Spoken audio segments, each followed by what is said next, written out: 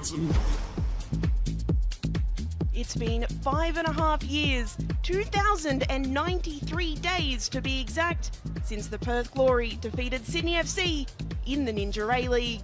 The 8 games played between the two sides since then have been throughout some of Sydney's most dominant periods in the competition, consisting of 3 premierships and 2 championships under coach Ante Juric. But after missing out on finals for the first time in their history last campaign, Sydney still look vulnerable. Could today be the day that Perth break their Sydney FC curse? Or will the Sky Blues pick up their first 3 points of the season in front of their home fans? Mystery, intrigue and unpredictability. That is why we love this league so much. The players just receiving some instructions from referee Georgia Ghirardello, the 2 goalkeepers having a chat perhaps about corners, set piece routines, making sure that they stay on their line, nothing untoward happens. Now the players will make their way down the steps and onto a spectacular looking Leichhardt Oval. The 8th wonder of the world is how it is known locally. And that is why fantastic surface.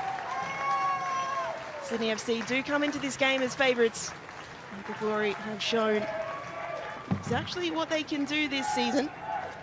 They'll be hoping to replicate that in Sydney, a tough away day for them. They'll have full confidence that they can get the job done.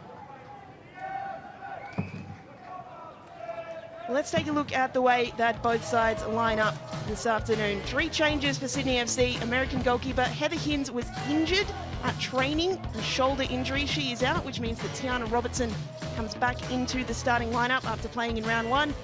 Maddie Asen is also injured, replaced by Abby Lemon for her first start of the season, while Maddie Caspers is preferred to Amber Luchtmeyer.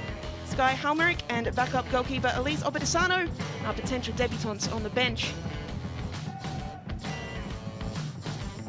For Perth Glory, only 1 change, with Susan von Sonkam coming in to replace Gabby Holler, who moves to the bench. Alyssa Dalloste continues between the sticks, with Theresa Morrissey out for another 3 to 4 weeks with a back injury.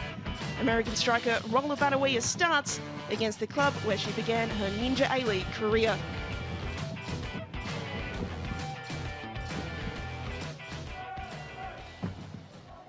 Well, there is Sydney FC head coach Ante Juric. He insisted after round 1 that he always sees his side as title contenders.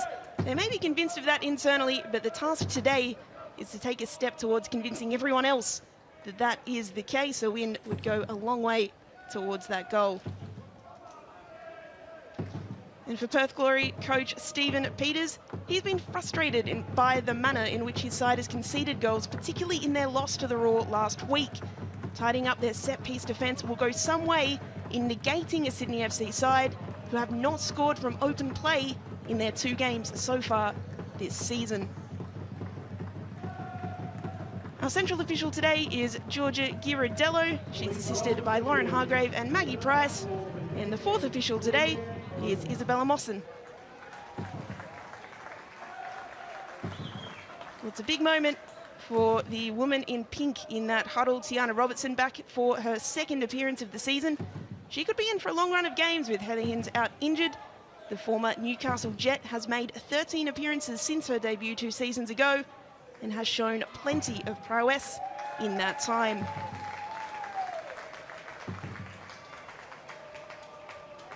The Perth Glory huddle receiving final instructions from Stephen Peters.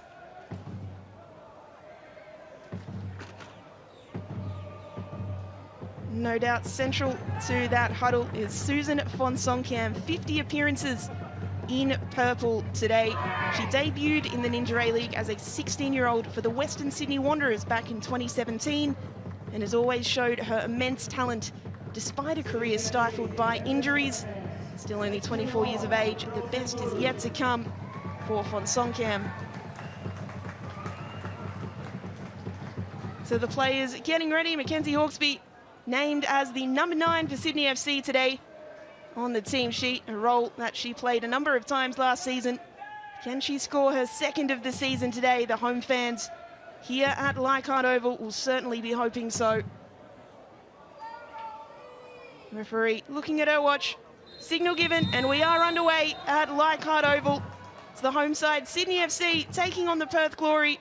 The Glory looking for victory against Sydney FC for the first time in 5.5 years. My name is Taryn Heddo. Joining me on commentary is A-League's legend, Kath Canoli. Kath, what have we got in store for us today? Well, we all know the Ninja A-League is always an exciting time. It's going to be a great match. Both teams are probably looking for a good win today, and you know, two great teams that are already shown in the first few rounds that they've got the potential to, you know, be in the top four when it comes at the back end of that season. Sydney FC play a very transitional style. They have the lowest pass completion percentage in the competition so far this season. They're quite an outlier down the bottom as well. So we can expect them today, if they continue that style, to hit in transition, although an opportunity early for Hawkesby, who is claiming that she should have won the corner. That was a quick ball upfield, a throw in, and the Glory have a chance to reset. You can just see here Mackenzie Hawkesby, she uses her body so well there, the way she's rolled that defender there, and thought she could have got a bit more from that.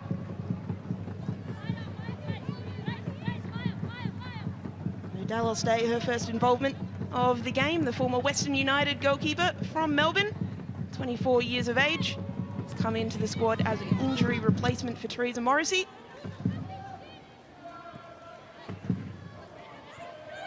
Sydney are having the ball early. Nice work from Caspers to play it out wide, looking for Hawkesby in the box again. She's making herself busy early. We know what Mackenzie Hawkesby brings to the Ninja A-League and to this Sydney FC team. You can see how adaptable she is as well. She can play in the middle of the park, she can play higher up. And you can see now that Ante had some issues there at the back with Asen being left out today, and he's gone to strengthen all over the park, and he's had to move Mackenzie Hawkesby a little bit higher up, but she's very flexible in where she can play, and she's a great asset to this Sydney FC team. Cassar was involved in that attack as well. Lemon, in her first appearance of the season, getting on the ball. Hawkesby will chase this one down. Zog manages to shepherd it to Dallas State. There's Von Songkamp coming into the side today, looking to put pressure on.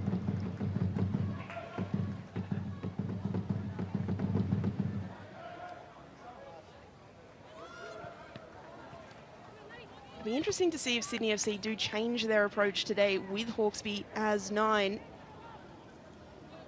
Perhaps the side set up to hold more possession than they have. Here's another throw in into the penalty area. It's cleared away by Sardo.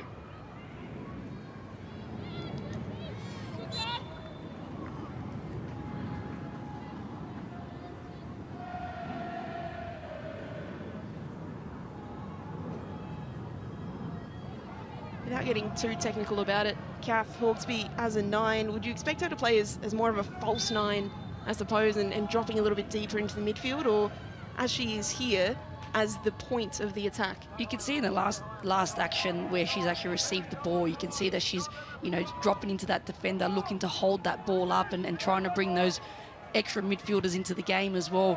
It'll be dependent on what type of game plan Ante has deployed for today, but you can already see that she's got the ability to be able to hold the ball up and bring the other midfielders into the game, but she's also got the ability to make those forward runs in behind as well.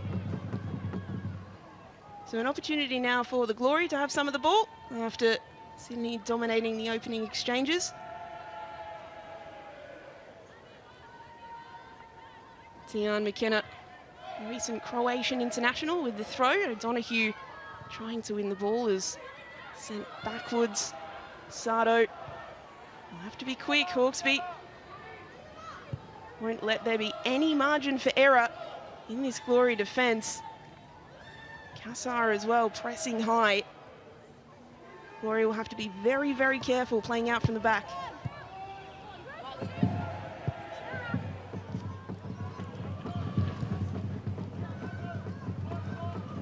There is the 14-year-old on the ball, Willa Pearson. Of course, the youngest ever Ninja A-League player. Doesn't turn 15 until Christmas Eve. An excellent start to her career in the competition. Hasn't looked out of place at all.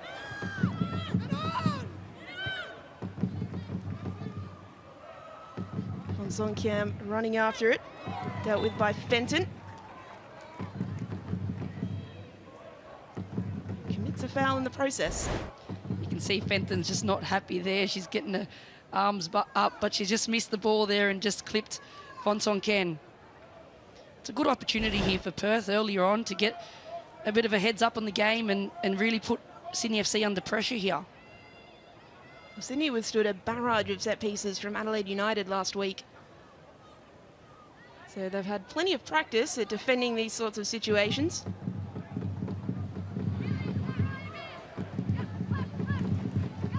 Here's Dalton to take the free kick. Left arm raised. We'll find out what that signal means shortly.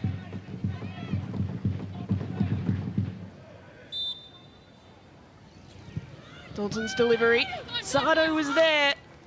Couldn't quite leap high enough to get the required header. Thumbs up though. Good delivery from Dalton. It sure was. It was a great delivery here from Dalton down to the back post, and no one could really get themselves into that space to really attack it. You can see Chinema gets herself up, but really can't get through that block of the Sydney FC.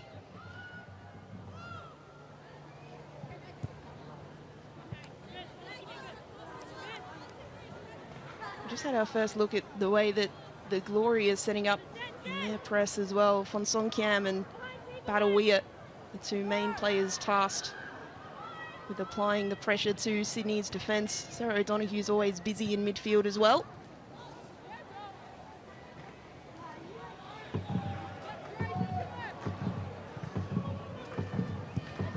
Hawksby dropping deep to collect that one.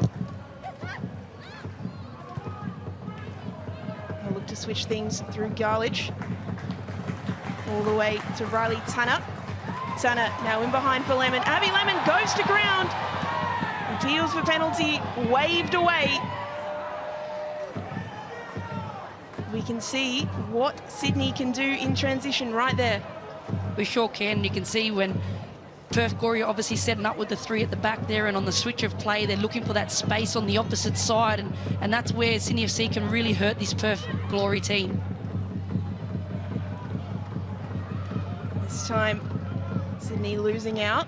Long ball over the top, looking for Songkham. Songkham gets him behind, commits a foul on Tumeth in the process.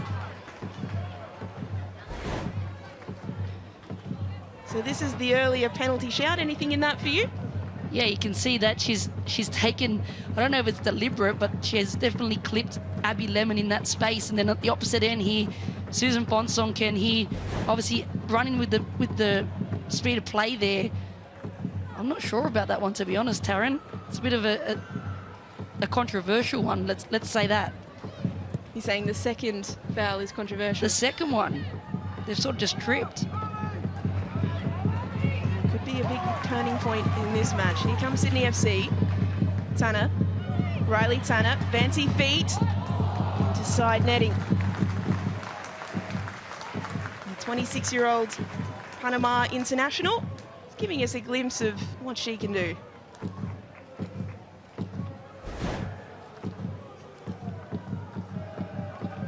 You can see here Riley Tanner, she had nothing else but wanting to put her foot through the ball there. She's an exciting player, and it's great to see her in this Ninja A-League. Of course, she turned heads firstly for Australian fans at the 2023 World Cup. There's a famous image of her right in amongst the celebrations of the Panama national team at the World Cup with the crowd celebrating. It was fantastic scenes. Of course, we remember the World Cup for what it did for the Matildas, but for every team, it was a huge occasion.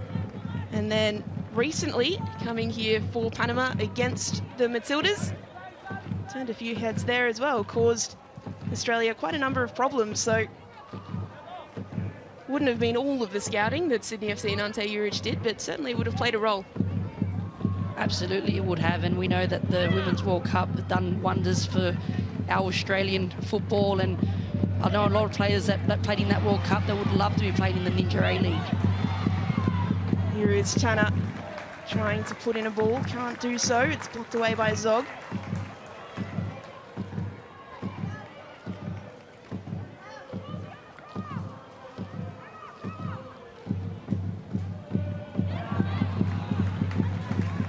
Lemon's throw resulting in a corner, so Sydney FC with an opportunity of their own from a set piece.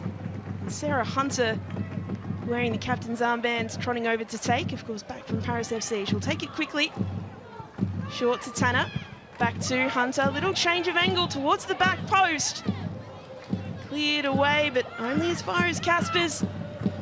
Casper's delivery. Zog is there. Able to hook it out of danger. Promising little training ground move from Sydney.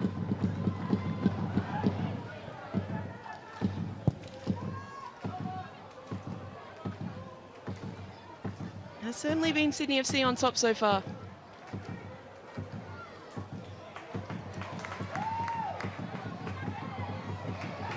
And that's a nice turn away from Badawea. Roller Badawea in some space. Fonsongkham ahead of her. She'll keep running. Badawea now she'll play it into Fonsongkham, who can't get it past Tori Tumeth, and Tumeth will just launch it into about the fourth row back of the stands. Attack not over for the Glory. Badawea not able to get it under control, and it'll go out for a goal kick. So it's a great opportunity to go down now for the first time today to Narlene Masto. Narlene, what can you tell us down from pitch side? Thanks, Taryn. Well, we know this is a massive test for Perth Glory because they're trying to snap that 8-game winless run against Sydney, and one of the players in this Glory side who will know the Sky Blues very well is Roller Badawea. She secured that Premiership Championship double with Sydney FC back in 2023, and I had a little chat to her during the warm-up, and she mentioned that she is loving her time at Glory, and funnily enough, her attacking strike partner, Gabby Holler, who's starting on the bench today, they actually never crossed paths when they were over in America, but they've immediately clicked and they have this chemistry on the pitch. And she also mentioned how she chatted to a few of the Sydney girls before the game. No bad blood, but she chatted to Kirsty Fenton and still speaks to Bianca Garlich as well from her days back at the Mariners. And also a massive shout out to Roller's mum and dad who were watching back home in America. They had to wake up at 3 a.m. last week to watch her, so hopefully it's at a better time today. Thanks so much for that insight, Narlene. Yeah, the sacrifices that families have to make both here and abroad to watch their kids play. Absolutely, and it's always a tough one for us Australians, and whenever we're trying to watch football as well, we have to get up at all hours, and it was amazing to be able to watch the Socceroos today at 1 p.m. It didn't feel right not being up all hours of the night. Here's Sydney FC on the ball again. Tanner looking for a ball in. That time cleared. Crossing barrage from Sydney at the moment. Not quite able to find feet, but he sensed that a clear-cut opportunity is coming.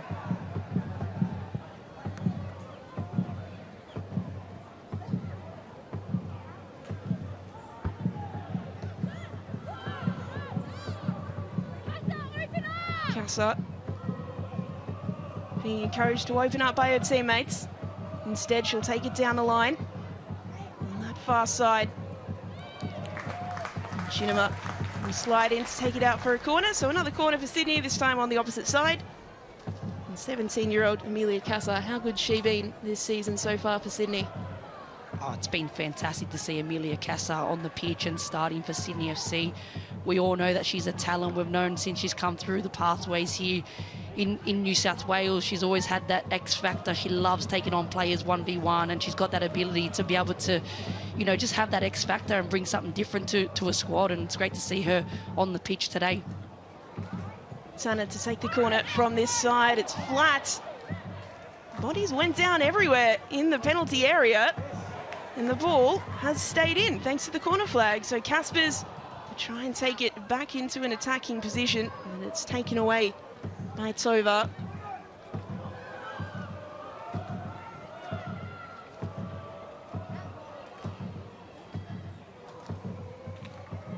Again, Sydney, without having created anything clear-cut so far, are knocking on the door, but this is always a threat for the Glory. Johnston running out defenders, has the ball taken away, and Hawkesby set off in transition of her own. Might be a little taste of what we could see more of throughout this fixture, that back and forth. You just never quite know what's going to happen, and sometimes having the ball in these sorts of situations can almost be your worst enemy. Yeah, it sure can be. It just the game hasn't really settled down just yet. Both teams. And that was a miss from Zog. Advantage played. Hawkesby over the crossbar.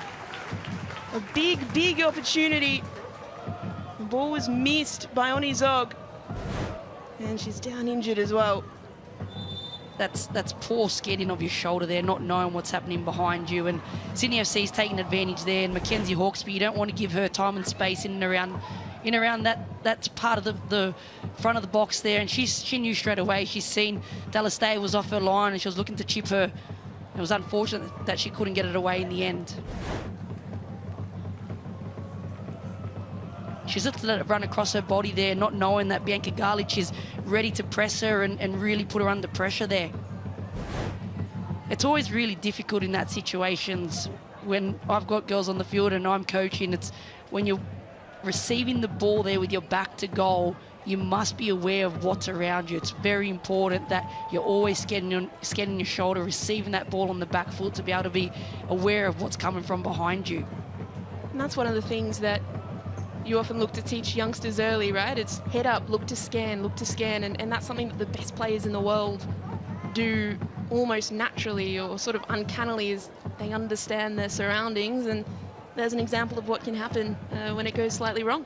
Absolutely, and on a positive side, you can see that Bianca Garlich and the Sydney FC team are looking to capitalise on Perth Glory when they are trying to play out, knowing that they're going to look to try and play through the lines there and be able to press them high, to be able to win the ball back high, knowing that they're going to get Mackenzie Hawkesby, as you can see here.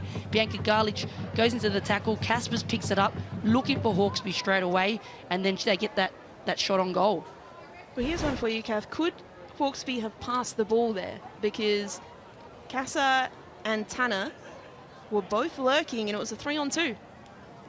Absolutely she could have, but as a striker and you put yourself in that position, it's in the moment, and she would have seen Dallas Day off her line and thought he's a chance for me. And that's what good players do. And sometimes you pass, but sometimes you got to shoot from that position there, and if it goes in, she's the superstar, right? Not always a striker, Hawkesby, but putting herself in that mindset, wanting to always look for goal when it's on offer. Dallas Day gets played back underway. Again, this high pressure from Sydney is causing some problems for the Glory, and that's another example of how the press can play out. It's not always directly winning the ball back, but two Glory players just not quite on the same page. Johnston not able to get there. And here's McKenna able to nip in and win that one. Now will the Glory look to play quickly? McKenna. O'Donoghue won't get there. The pass has found the feet of Badawia, who loses out, and the Glory have a throw in advantageous area.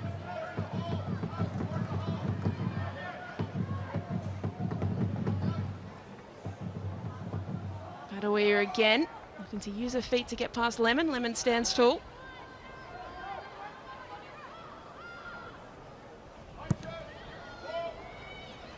Ball all the way back to Sardo, who launches in a ball towards the back post, but that's very well read by Casa, who has to do her job defensively as well, and did it well there. She sure did. She's read that well. She's picked up the ball. She's looking to clear the ball out, and was lucky that it's come off a Perth player, and she's won the goal kick here. She's done really well to track the run of the Glory wing-back Johnston there, which is part of the role of the wide attacking players.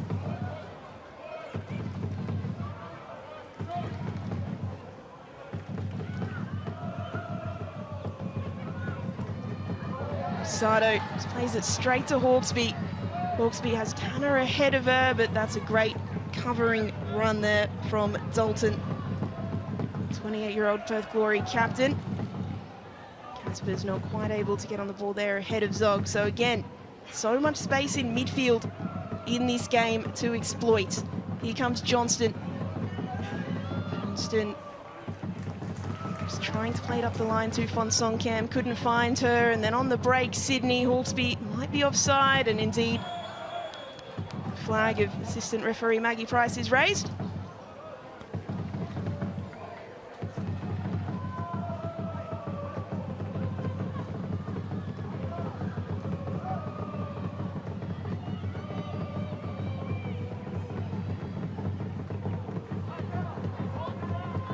Sydney FC always turn up for these games at Leichhardt Oval.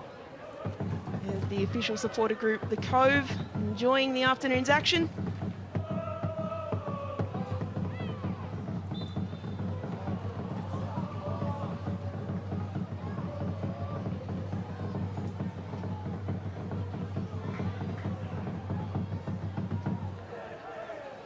It's a fascinating tactical battle, Kath, because both sides seem okay with surrendering the centre of the park. And at what point as a coach do you look at that and think, okay, maybe we can make something happen if we slightly tweak what we planned pre-game and think about perhaps switching to a slightly different style. Here's a free kick in the meantime, though, for the Glory. Right into the mixer. Hunter can come around and clear. And as far as McKenna, but McKenna hits it straight into Tanner.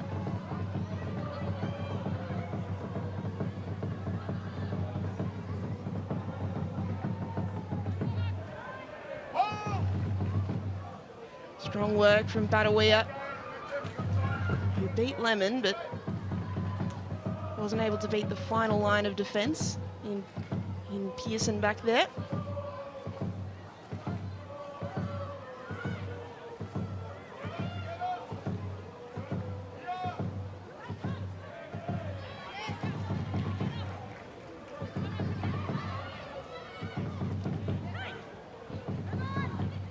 Tova, little 1-2 with Fonsong Cam, still Tova, Emma Tova winds up off the upright, and the follow-up from Johnston into the gloves of Tiana Robertson.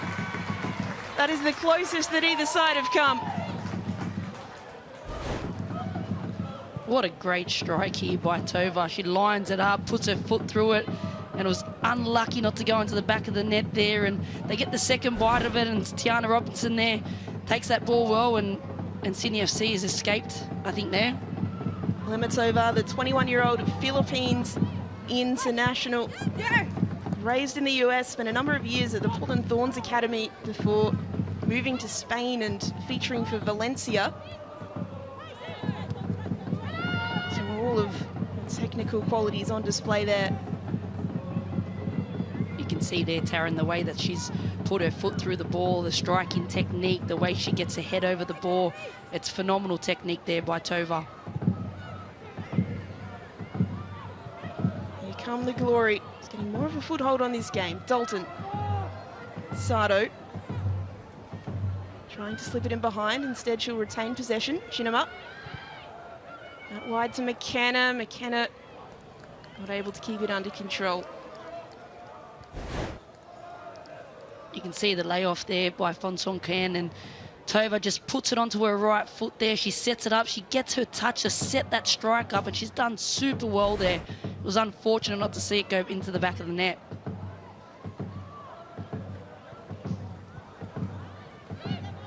Shinema forward. Fonsong Cam.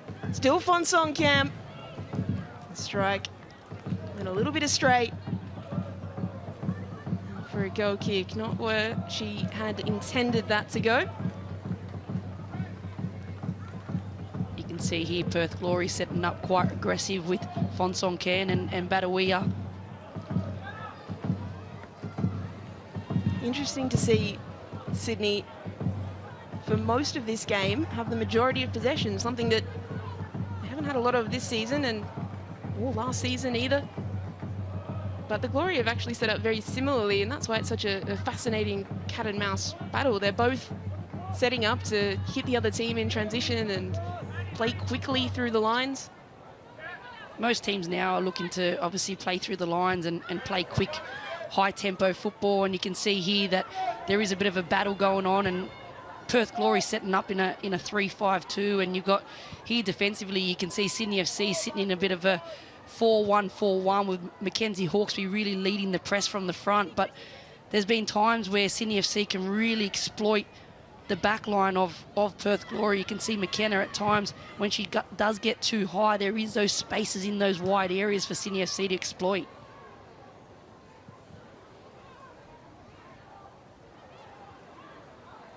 Could you tell us a little bit more about a back three and the sort of advantages and disadvantages? A lot of people who have played casually or who have watched some football would be very familiar with a back four. That's the standard kind of setup. But what does a back three bring? Traditionally, most teams do play with a back four, and to see Perth Glory change to a 3-5-2 was interesting to see from the start of the season. And it is quite tough, especially on those two wide players that have to get up and down. You can see at times where McKenna was struggling to sort of get up and back, and you know, it is a tough job for those two wide players. But in attack, you do have more numbers going forward, and it is a great positive. But what happens is in those defensive transitions, you can exploit those wide areas quickly, and that's something that you can see that Sydney FC is trying to do once they do win the ball. Tova trying to find a way through. Instead, Caspers wins out. Hawkesby can't get there ahead of Zog.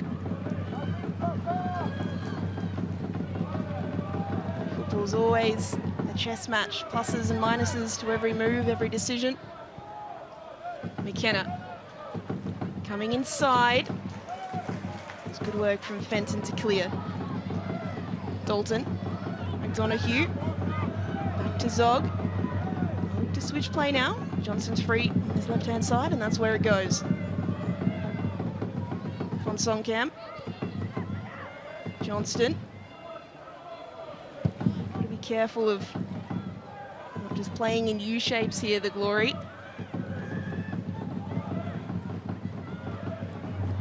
Saw earlier with that shot from Tovar, they are capable of a little bit of creativity and finding that way through.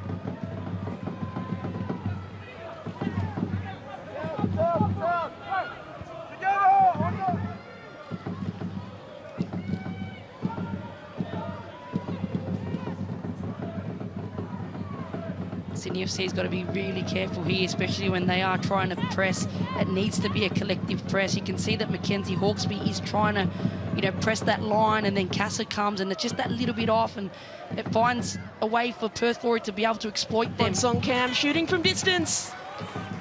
Over the crossbar. Good work from Von Songkamp to find that little bit of space.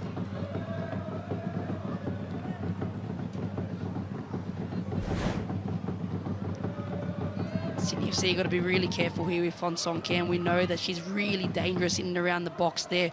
That's her bread and butter. I've coached Susie for many, many years, and I've seen her in training matches be able to put plenty of those away, and you don't want to be given a quality player like Susan Von Songkamp time and space in and around that box.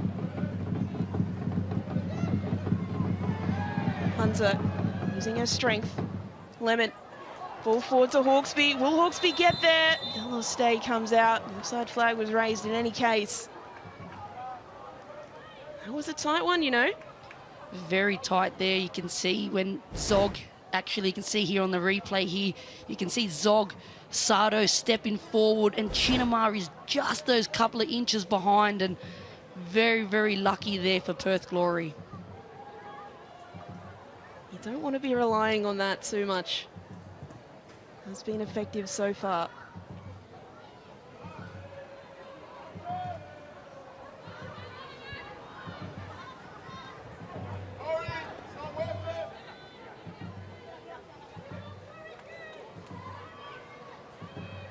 So just under 30 minutes gone, still scoreless here at Leichhardt Oval. Perth Glory coming the closest, and it's over, hitting the bar. Here she is again on the ball. Nice little step over, shot from distance, dragged wide. Perhaps the Glory have decided, well, if we're going to struggle to find our way into the penalty area, we'll start shooting from outside of it. Well, we can see that time and time again that the Perth Glory team are getting opportunities to get in and around that 18-yard box, and there's no pressure being applied by any of the Sydney FC defenders to come out and close down that space.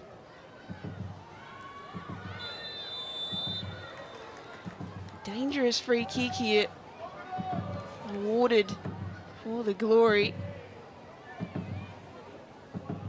Free George Ghirardello just coming over, calming things down. Maddie Casper's a little bit too exuberant with her defending.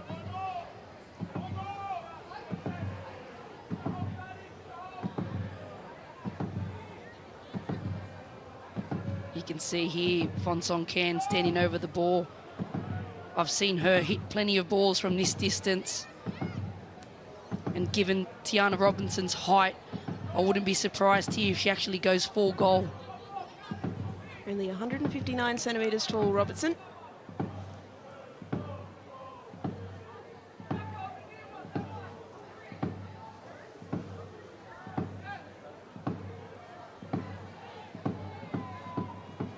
Susan Fonsonkamp assessing her options.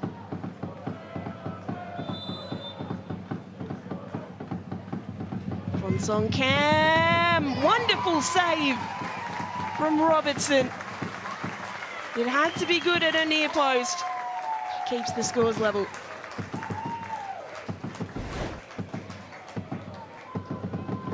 What a fantastic strike, but what a save by Robertson.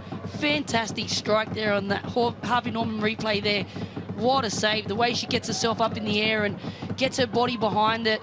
That's what it takes to stop a strike from Susan Fonsonkamp. Here's the resulting corner into the mixer, the header. Just over the crossbar, Julia Sardo. She came close from a set piece early in the game and she's come close there. Great delivery again there, just not the opportunity to be able to attack that cleanly.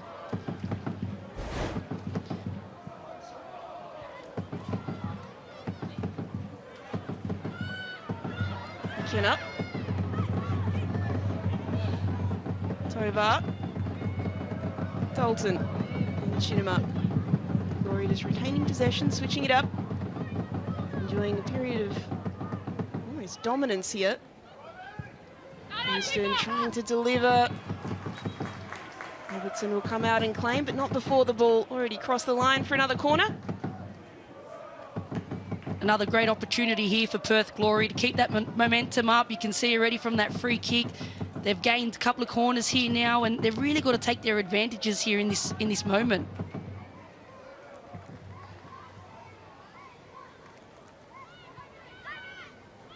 Corner taken short, Fonsonkamp. Little 1-2, ball delivered back in and headed away by Garlich, so another corner.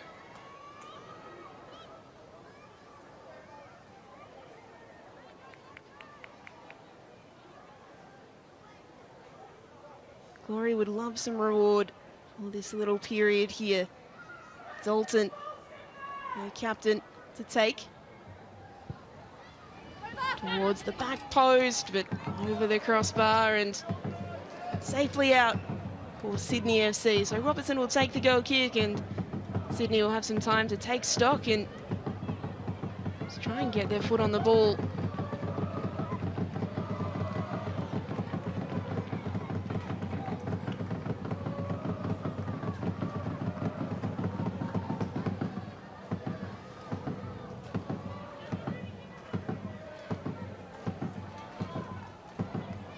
First appearance of the season for the 23-year-old Abby Lemon. Scored once in this competition back against Western United in March 2023. Started her professional career over in Spain for Levante before joining Sydney FC in 2022.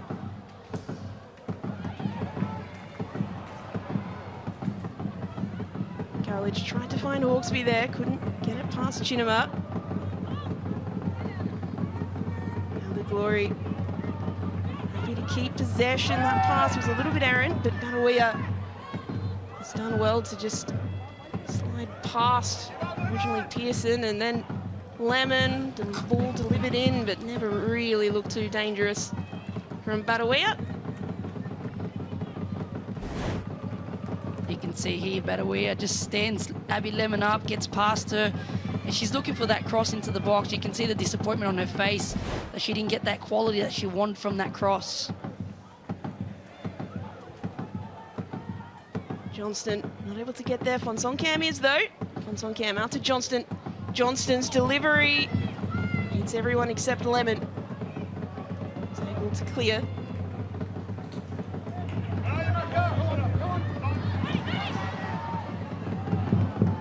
And you can see the intent from Sydney FC. That time it was Caspers with the little wall pass to make her way up the pitch. Don't forget, today is a double header of A-League women's games. Melbourne Victory take on the Central Coast Mariners in a grand final rematch. Don't forget to tune in today at 4:55 Australian Eastern Daylight Time. That one will be a cracker. Men's international window on at the moment. It means that all focus can be on the dub. And it's wonderful to have that focus, and really looking forward to that match this afternoon.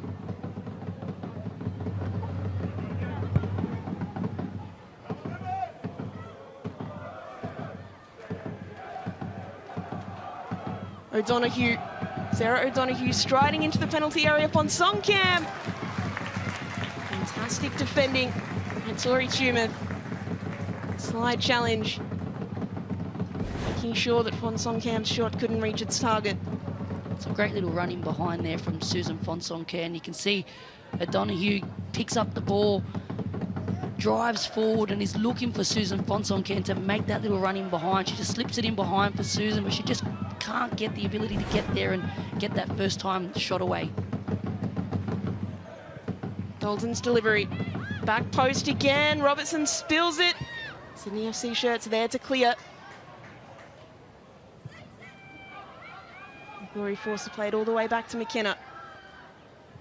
McKenna launching it forward, looking for Fonsongkham. Great ball. Fonsongkham can't quite control. And it's cleared away for another corner. Superb ball here from McKenna to be able to pick Susan Fonsongkham out from that distance. It's fantastic. Just unfortunate there. Fonsongkham's touch just wasn't the best, and it's not like her, to be honest. She's normally technically very good in and around those tight areas. Back post delivery again. Zog met the header. Wasn't able to keep it down.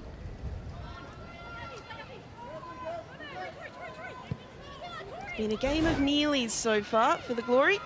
You can see Zog just really jumps up there, and Sardo just ends up taking each other out there, and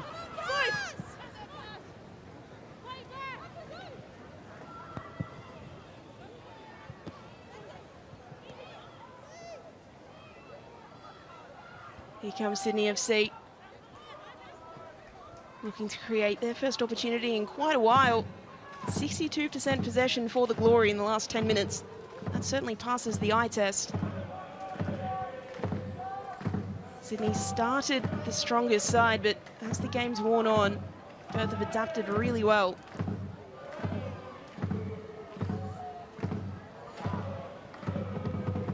Ball delivered centrally. McKenna kind of chested it down to Zog, who was able to clear.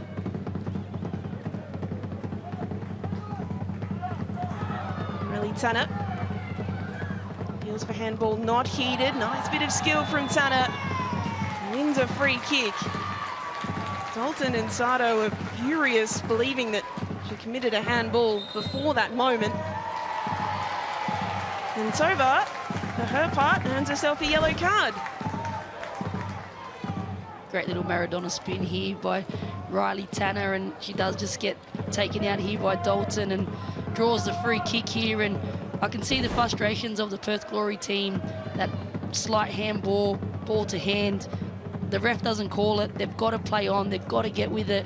They've had great momentum, especially these last 10 minutes. They've had the upper hand on Sydney FC, and then you give away a silly free kick like this, I'm sure Stevie Peters on the sideline won't be happy with that.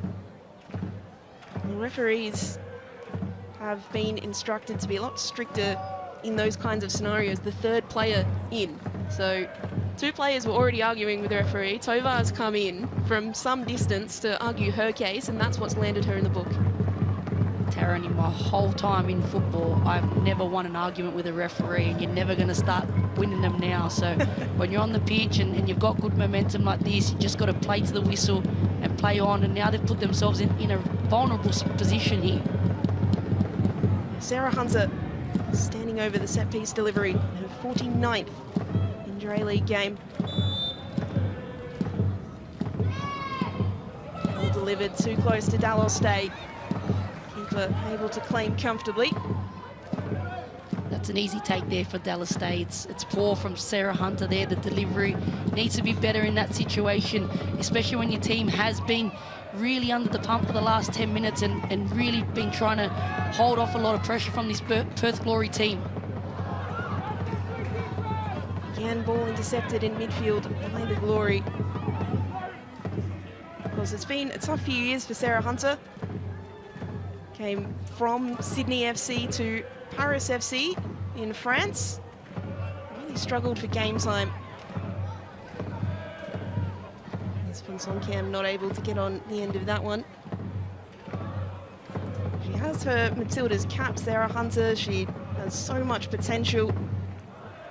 But after a couple of years of not playing much competitive football, and a lot of the players who are international players who have come from overseas are in that situation, it's always tough to regain that confidence and the match fitness as well. Absolutely, and I think a great move for her was to come back home and come back to Sydney FC where she is comfortable. She knows this league inside out. She's been a key player for Sydney FC. Coming back home, I think, is the perfect thing for her footballing career. And Fonsong Cam, great work to beat one, to beat another. Looked to lay it off to Tovar on the edge of the area, but it was poked away. Knowledge doing a good job. Sure Tovar doesn't get away. Dalton. Johnston again.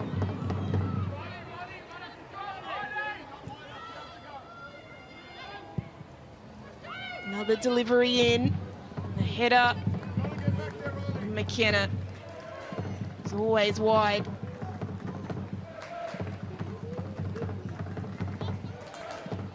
Fonsong Cam is so dangerous. 24 years of age.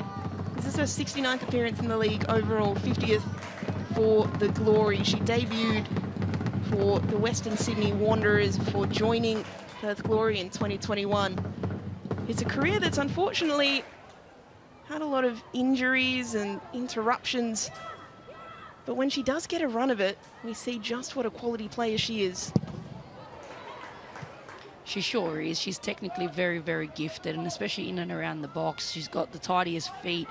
She takes on players 1v1, and sometimes she does things that you're actually in awe of watching her on the pitch, seeing the things that she can actually do. And it's great to see her out there today, and she has had a career of ups and downs and many, many setbacks, especially with injury, but to see her still out there. And as you said, Taryn, she's still so young, but has had so much experience in this league already. We forget sometimes just how young some of these players are. They've been around forever. Fonsong Cam's been around since 2017, but still only 24 years of age. Johnston looking for Badawia. Sydney managing to clear. The final touch of Hunter sending it out for a throw.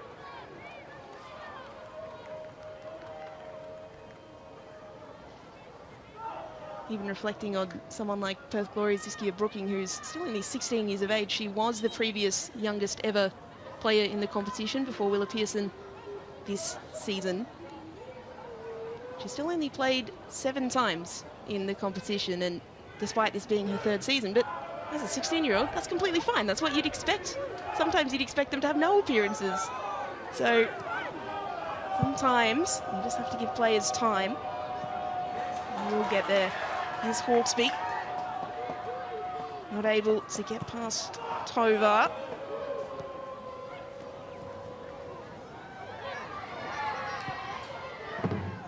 Sydney working it forward. Caspers running into Glory defenders and committing a foul in the process. Mitova has not been very happy with a couple of things in the last few moments. Gingerly gets up to her feet, as the fourth official indicates 3 minutes of added time in this first half. That's definitely playing in Spain. You can see the passion. It's pure passion coming out in Tova, and I absolutely love it. I love when players get into the game, and you can see how much she loves it, and it's great to see that.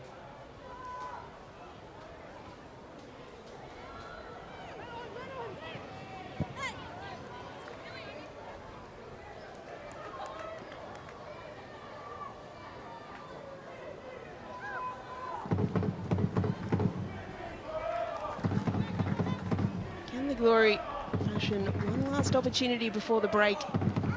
Looking for either side in the next few minutes. It would be massive in the context of this game.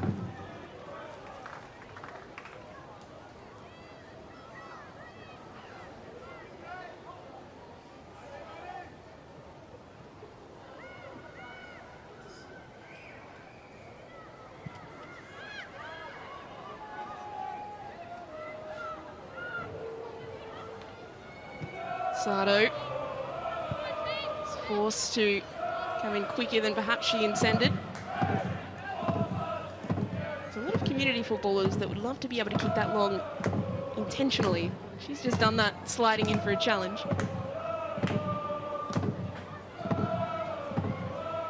O'Donoghue intercepting. Looking for Badawea. Badawea wins her side a corner. So with 1 minute of stoppage time to go in this half, it is the Glory who are the team on the attack. Another great opportunity here for Perth Glory, but really, really crucial times here for Sydney FC in this last minute of the match to stay switched on before they go into this half-time break.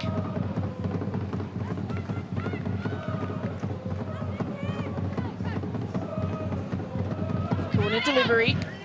Robertson manages to get a hand to it, just about clear it away, and Tanner is fouled as she tried to bring the ball out of the penalty area. Last time these sides played, it was scoreless at half-time. Sydney FC scored in second half stoppage time to win the game 1-0, so the Glory will be hoping history doesn't repeat itself today.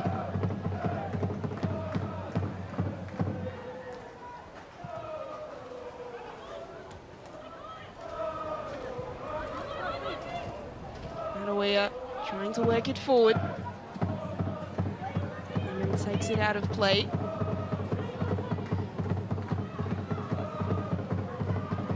Badawea. Ball played forward. Fonsong Cam trying to help it along to O'Donoghue. Sarah O'Donoghue controls well. McKenna. Robertson is there. Ghirardello, referee, looking at her watch. Robertson happy to take her time.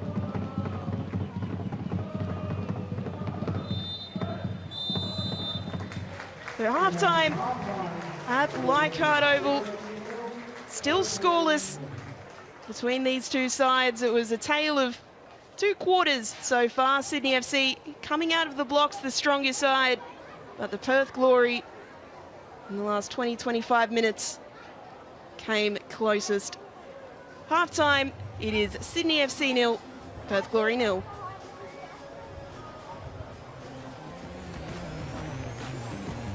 Well, don't go anywhere. Half-time show up next.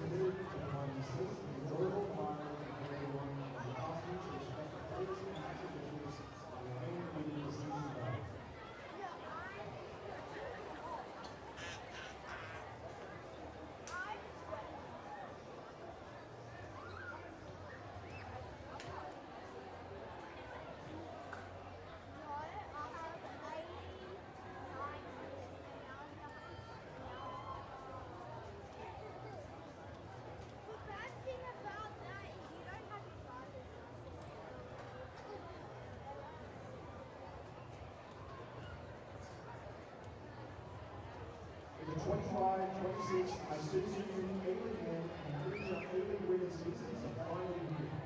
Don't miss out on fun, passion, and unforgettable family-friendly A-League match day experiences. Tickets are available now. Rawlings, Arleys, and News.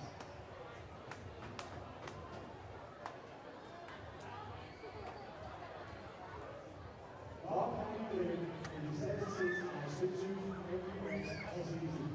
Go your own way.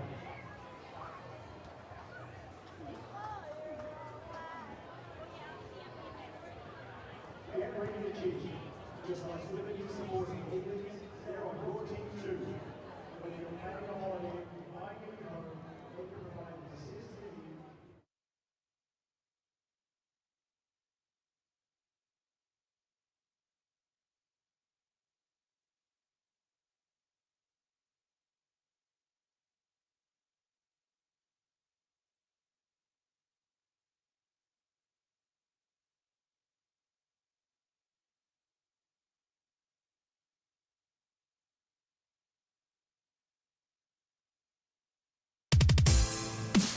A dominant display from Perth Glory, yet to capitalise on any opportunity just yet, but a great opening 45 minutes between Sydney FC and Perth Glory, with some incredible saves by Tiana Robertson with that attempt from Susan Fongsenkamp. Welcome to the Hungry Jacks half-time show.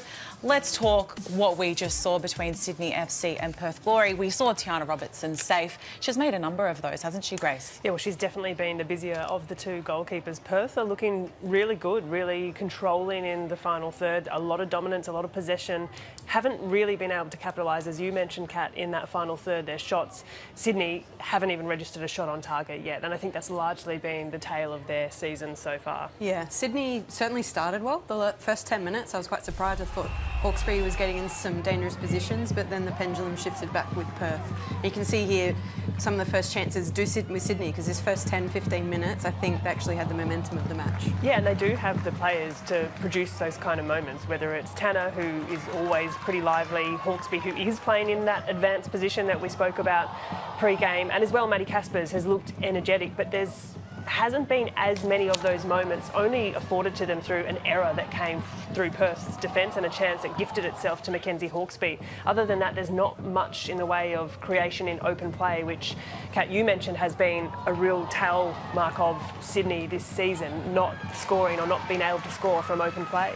Yeah, it's really interesting. As we're joined here for the Hungry Jacks halftime show and we're watching these Harvey Norman highlights, I'm joined by Elise Kellen-Knight and Grace Gill. It is crazy because the difference between these two sides, we've got a Sydney side that have scored all of their goals from set pieces versus a Perth that have scored 5 goals, but they've all been from open play. Yeah, the question is, where is the goal going to come from for Sydney? I'm not really seeing it. As you said, Grace, their chances are really created by the opposition from their mistakes. Hawkesbury had a fantastic chance in the first half, but unfortunately didn't quite know her awareness at the time and wasn't able to capitalise on it. And as you can see the stats here, 0 shots on target. target. Yeah, let's take a look at some of these stats. We've got 10 shots at goal for Perth Glory in comparison to 3 from Sydney FC. Equal on tackles though, which is a very interesting one, Grace. Yeah, well, I think there's enough in the way of energy in the middle of the park, and we speak a lot about this Sydney FC midfield with Hunter, with Garlich, with Hawkesby, and that needs to be the case for them, but they're really not producing in the final third, and those stats there speak exactly to that. Shots at goal, 3 for Sydney, a big donut on target, 0 shots on target. That's going to be something that Ante Juric has to look at into this second 45 minutes. Yeah, sometimes stats aren't reflective of what's happening within the game, but I think I can agree with these stats. This paints a picture of that first half. Well, that was the Hungry Jacks halftime show. Don't forget that the Women's Asian Cup is back in 2026, and this time it's on home soil with the Matildas hosting the very best in Asian football. Catch all the action across Network 10 and Paramount Plus.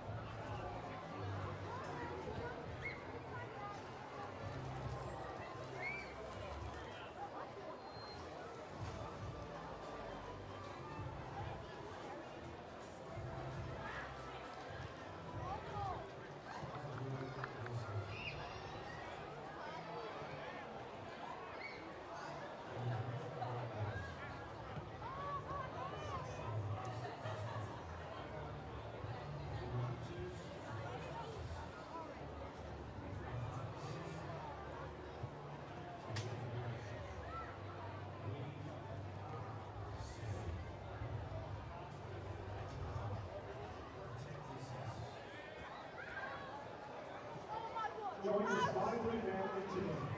Enjoy access to our 10 men's and 9 women's home matches. Exclusive discounts on merchandise and tickets, special offers for away games, inside news, and so much more. Sign up today at cdfc.com/membership 2526.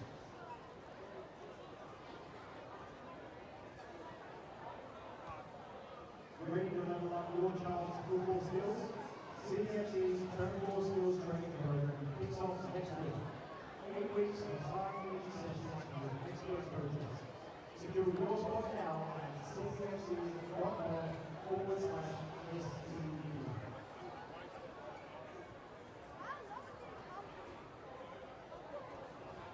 Experience the ultimate match day with CDFC.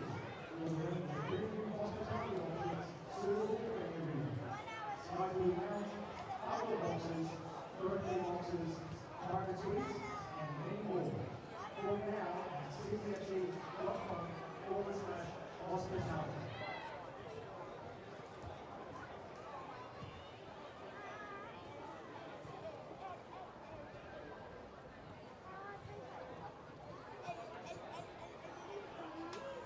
Want to make your next event truly unforgettable?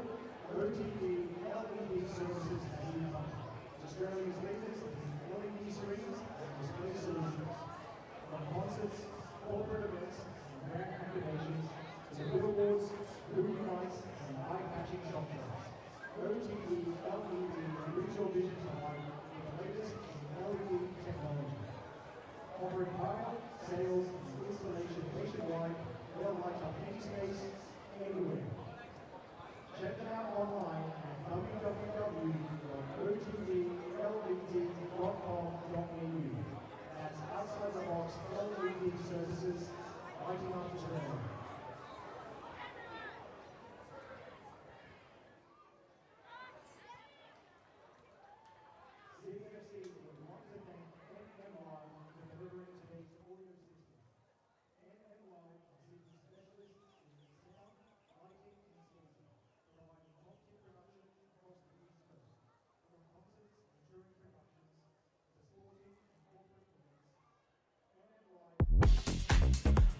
Welcome back. We have a mountain of football ahead of us with the Ninja A-League victory versus Mariners coming up after this one, so stick around.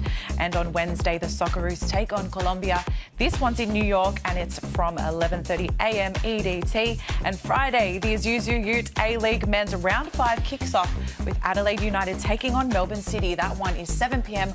on Paramount Plus. Well, ladies, we've got the second half ahead of us with Sydney FC and Perth Glory.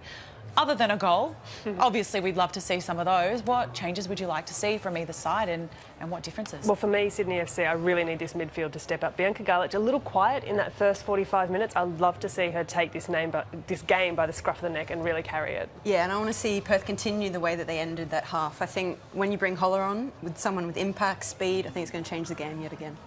Absolutely. Well, do not go anywhere. Second half is just a minute away.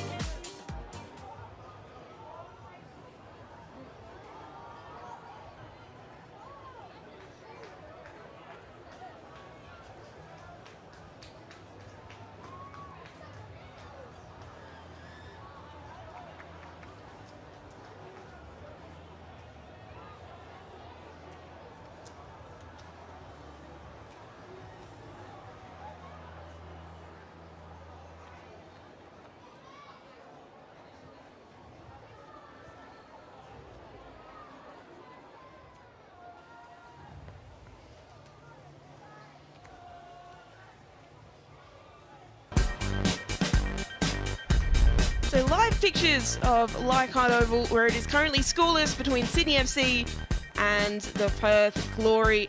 The Glory certainly having the better of the chances in that first half, with a wonderful save from Tiana Robertson after a set piece, and also Philippines international Emma Tova having a shot that clattered against the post.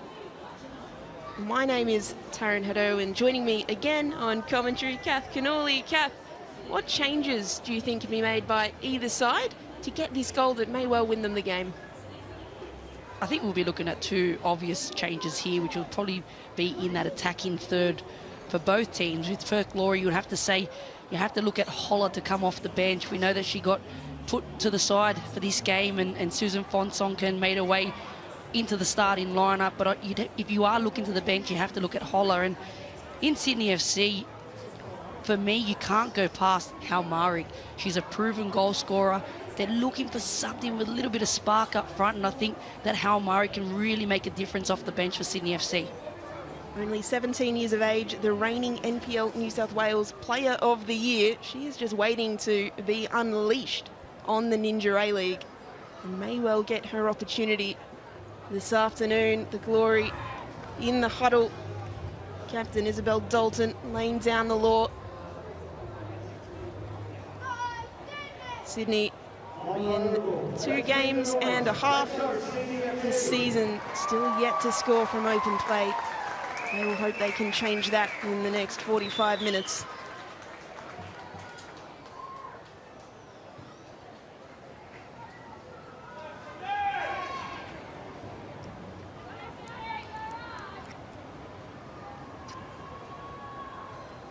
Georgie Ghirardello adjusting her watch, the referee today, and we are back underway for the second half of this clash between Sydney FC and the Perth Glory. The Glory looking for their first win against Sydney FC in 2,093 days. You figure they have a fantastic opportunity to do just that this afternoon if they can continue with the pressure that they were applying in the first half. It is Sydney FC on the attack early. Casa has Tanner in the middle. If she can find her, plays it to Tanner. Riley Tanner not able to get the shot away. Fantastic covering defending from Tian McKenna.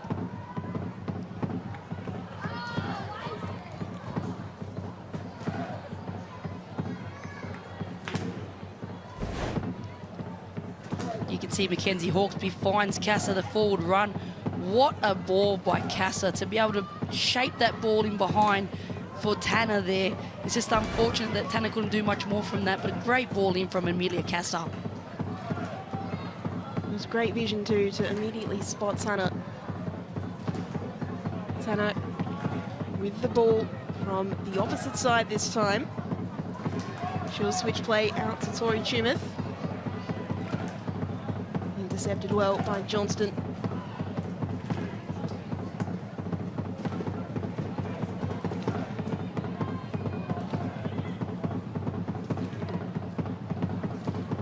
Well, they started the first half the brighter of the two sides. It looks like they are starting the second half the same way. Jurich is saying in the team talk is working. We'll just hope it lasts for a bit longer than the 15-20 minutes this time that it did in the first.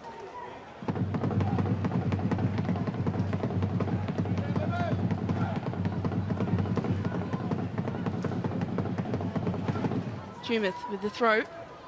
Bouncing dangerously in the penalty area.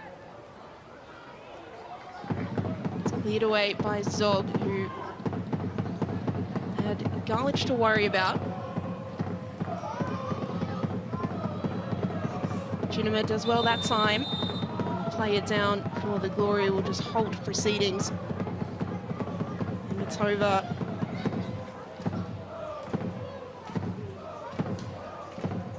She came the closest in the first half, the 21-year-old. Shot after a wonderful passing move, clattering back off the post. Unfortunately here, it's just copped one accidentally from Maddie Caspers and will require some treatment. You can see the head clash there when Maddie Caspers and Tova have gone up and just banged heads there, and she's come off a little bit worse for wear, Tova. I've always got to be cautious with anything around a head injury, of course. Absolutely, and great refereeing there by Girardello, assessing that it was a head clash and pulling it up really quickly.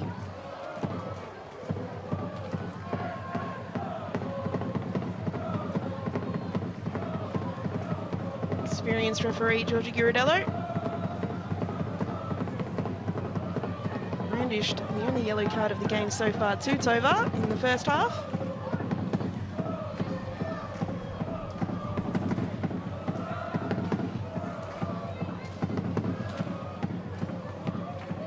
So play continues for now. It's 11 on 10.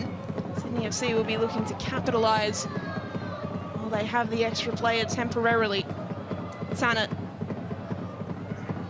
cutting it back inside. Still Tanner. Cross goal, Tumeth. Nice first touch to try and get around Johnston. Now she's taking on Chinema. Can't beat Chinema. Sydney FC win the corner. We're back to 11v11 for the corner because Tova has made her way back on the pitch. Great little piece of skill here from Tumeth, and she's used her body well to get away from her defender there and tries to get that cross into the box, and great defending there by Chinema, just blocks that cross, and Sydney FC get themselves a corner now.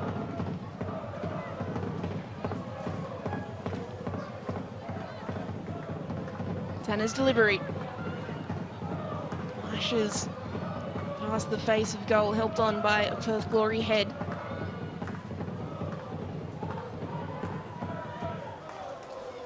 Johnston tried to get a move going. No support, really.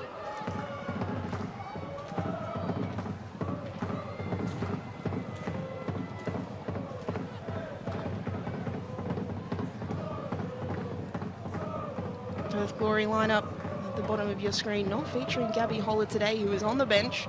That was their one change from last week. As Kath mentioned earlier, you would imagine that she will play some part in this game, and she'll be determined to make it an important part at that.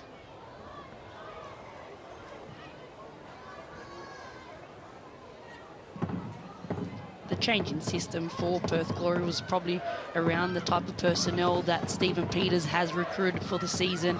But what you can see here, that it's allowed him a little bit more depth within this squad and allows players to be able to compete for positions. And you can see now with Holler going to the bench and knowing that starting 11 spot is not always there for her. She needs to really fight to win that spot over from Stephen Peters.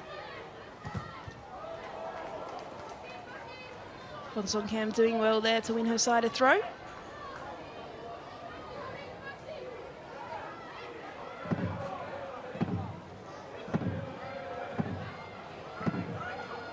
Chinema under some pressure from Hawkesby.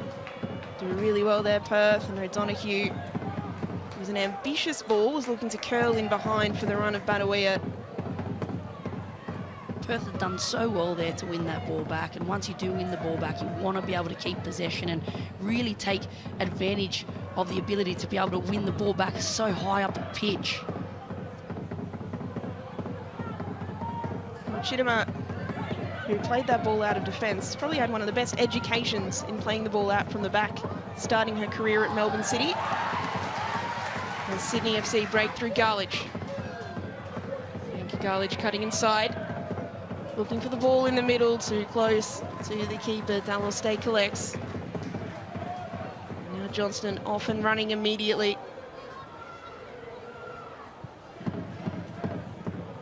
Songkham trying to play it out wide. It's deflected off Pearson, who does really well to play it back to the keeper and keep the ball in play. The diamond of Glory players there, Kath. I might have a moment to talk about it, but Sydney FC in a transition of their own. Tanner, get back to that.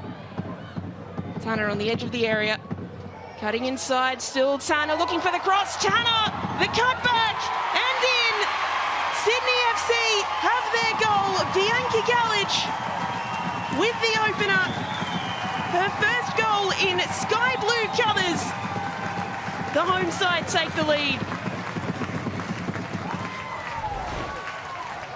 What a phenomenal ball in for Riley Tanner here, and she's just gone 1v1 with her defender. Great piece of skill. She cuts in, and just a beautiful little cutback there for Bianca Garlich. The Harvey Norman replay. What a piece of skill here from Tanner. Garlich just on the edge of the box and just taps it in to bring Sydney FC up 1-0 in this match versus Perth Glory. It was all Tanner, wasn't it? Fantastic work from the Panama international. Finds Garlich and puts it away. And the reigning Ninja A-League champion with another club, the Central Coast Mariners, gets herself on the score sheet with Sydney FC for the first time. Garlich was very smart in her positioning there. She knew that Riley Tanner was going to go 1v1 with a defender there. She knows that she's going to get herself to that byline, and that obvious pass there is the cutback. She's in a great position there just to tap that ball into the back of the net. Perth Glory now have to respond. Badawea, the edge of the area. Hunter comes back to defend.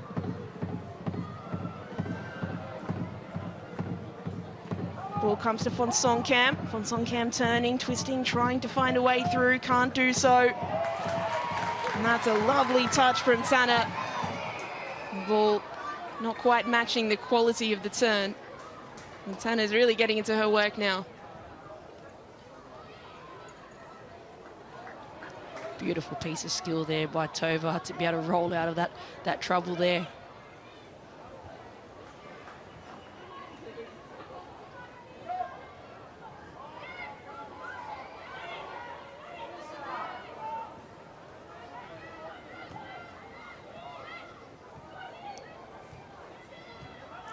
Nice little 1-2 between Johnston and Tova. Kirsty Fenton comes around to clear. Great build-up there by Perth Glory. They're really trying to play that ball out from the back and keep possession of the ball and looking for those little combination plays, especially in those wide areas. Von Songkham trying to replicate what Tanner did up the other end. solid defensive work from Tori Tumeth. Sees it away. Glory on the attack again though from Song Cam. Looking to play it central. O'Donoghue tries to keep possession. Manages to pass it almost directly at Hawkesby. They get themselves out of trouble. Garlich a little bit too forceful. Commits the foul.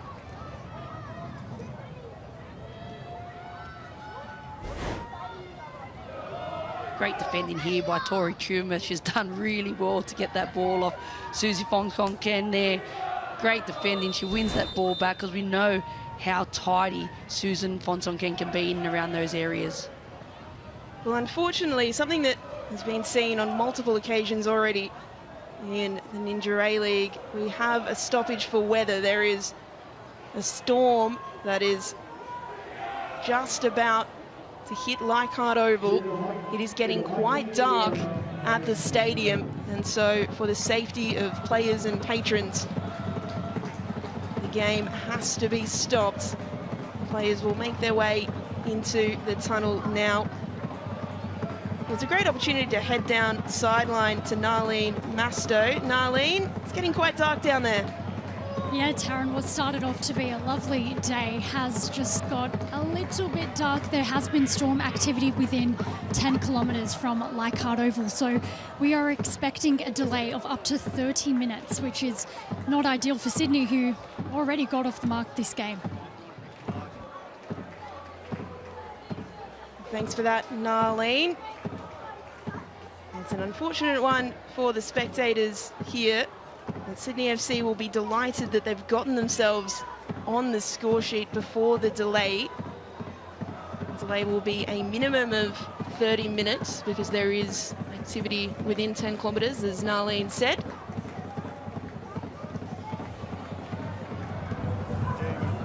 Staff there making their way slowly back onto Urich. How good is this effort from Perth Glory fans? Always make their presence known whenever the Glory is playing on the East Coast. But that is live pictures of just why this game has been delayed.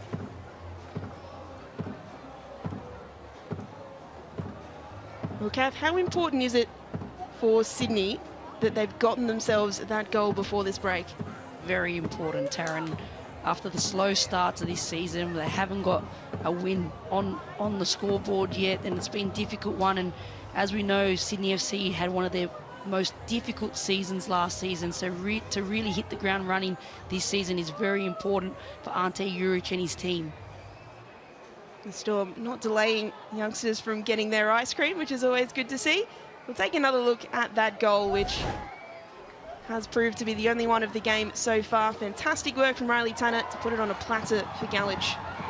It was a great piece of individual skill there by Tanner.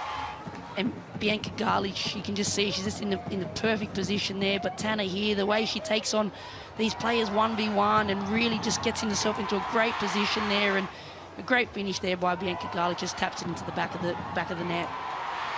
As you say, that positioning so important. It's not just about the fancy dribbles, it's not just about the finishing ability, it's about the ability to be in the right place at the right time to receive that ball. Absolutely, it's about reading the game and understanding where you can be more effective in and around that box. And you can see Bianca Garlich, she actually doesn't move. She waits for Riley Tanner to be able to take that player on, knows exactly what her player is going to do. She gets herself to that byline, Tanner, and then she's looking for that cutback.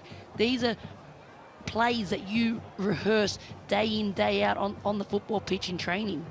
How do you defend against that? If you're Stephen Peters looking over that tape, what do you do differently next time? I think it comes down to individual ability there and how you're defending the box. And again, you're 1v1 defending when you're going up against a player like Tanner, not jumping in. And you can see there that they do go in and jump in on Tanner, knowing that she's got that individual skill. And again, once that ball comes out to Bianca Garlich, are you closing that space down quickly? Are you closing the player down quickly? But it happens so quick. It's a difficult one to be able to coach in that moment. So Sydney FC have the goal now, but it was a scoreless first half. Sydney came out of the blocks quickly. They sure did. I thought Sydney came out very good. It's a home game for them. Leichhardt Oval is a great place where a lot of their supporters, as we can see, have come out today. And they did start with a bit of momentum. And then as the game went on, you could see that Perth Glory was really playing through them. You could see that Sydney FC was trying to really win the ball back high. And they did get a couple of opportunities here, especially this one through Mackenzie Hawkesby. But it didn't go in the back of the net for them. And then Perth Glory at the other end really had their opportunities as well. Yeah, they certainly did, particularly the last 20-25 minutes of that first half. It was Perth Glory dominating, and they came very, very close. Definitely, they did dominate the second part of the first half, and they did get plenty of opportunities to be able to make their mark on the game. But unfortunately, both teams go into the sheds at half-time, and now Sydney FC come out and have got their goal, and they do have that upper hand now. You can imagine that Glory fans will be watching these highlights at home with perhaps a little bit of regret, given the amount of opportunities that the Glory did have. They weren't able to capitalise, and then Sydney capitalising on their chance in the second half.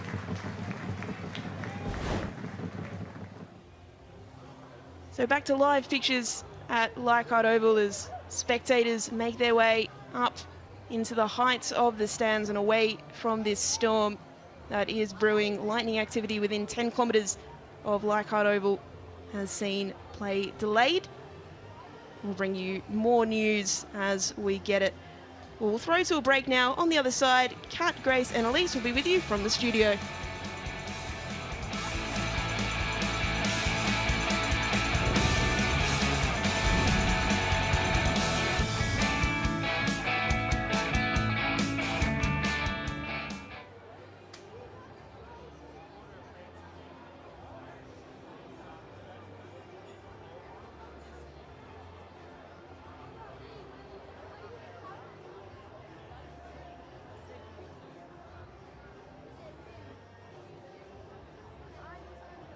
Two, three, four. One, two.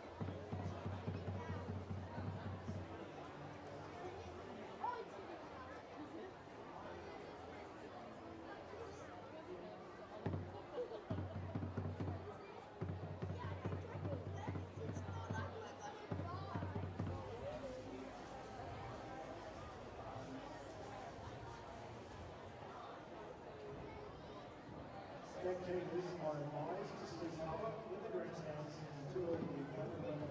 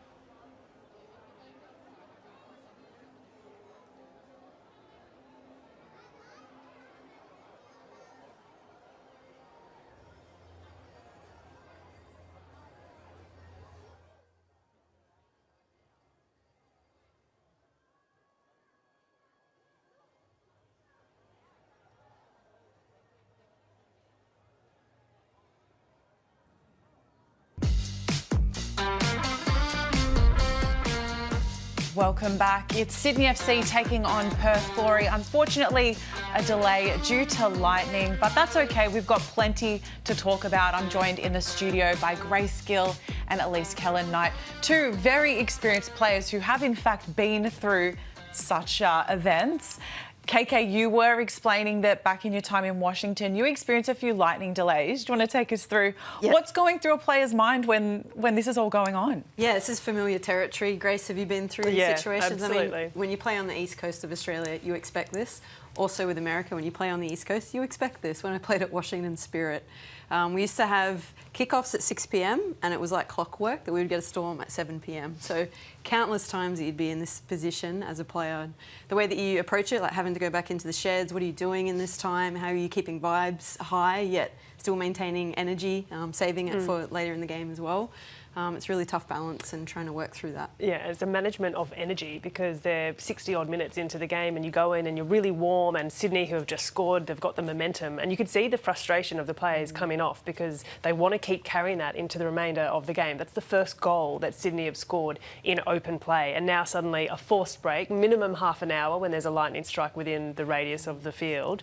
So the earliest that the game will restart is just before 5 p.m, just 10 to 5. So there's a bit of waiting around and how you manage the nerves, how you manage the body, how you keep your body warm, and then you have to go out and do another warm-up. It's it's a bit clunky, really.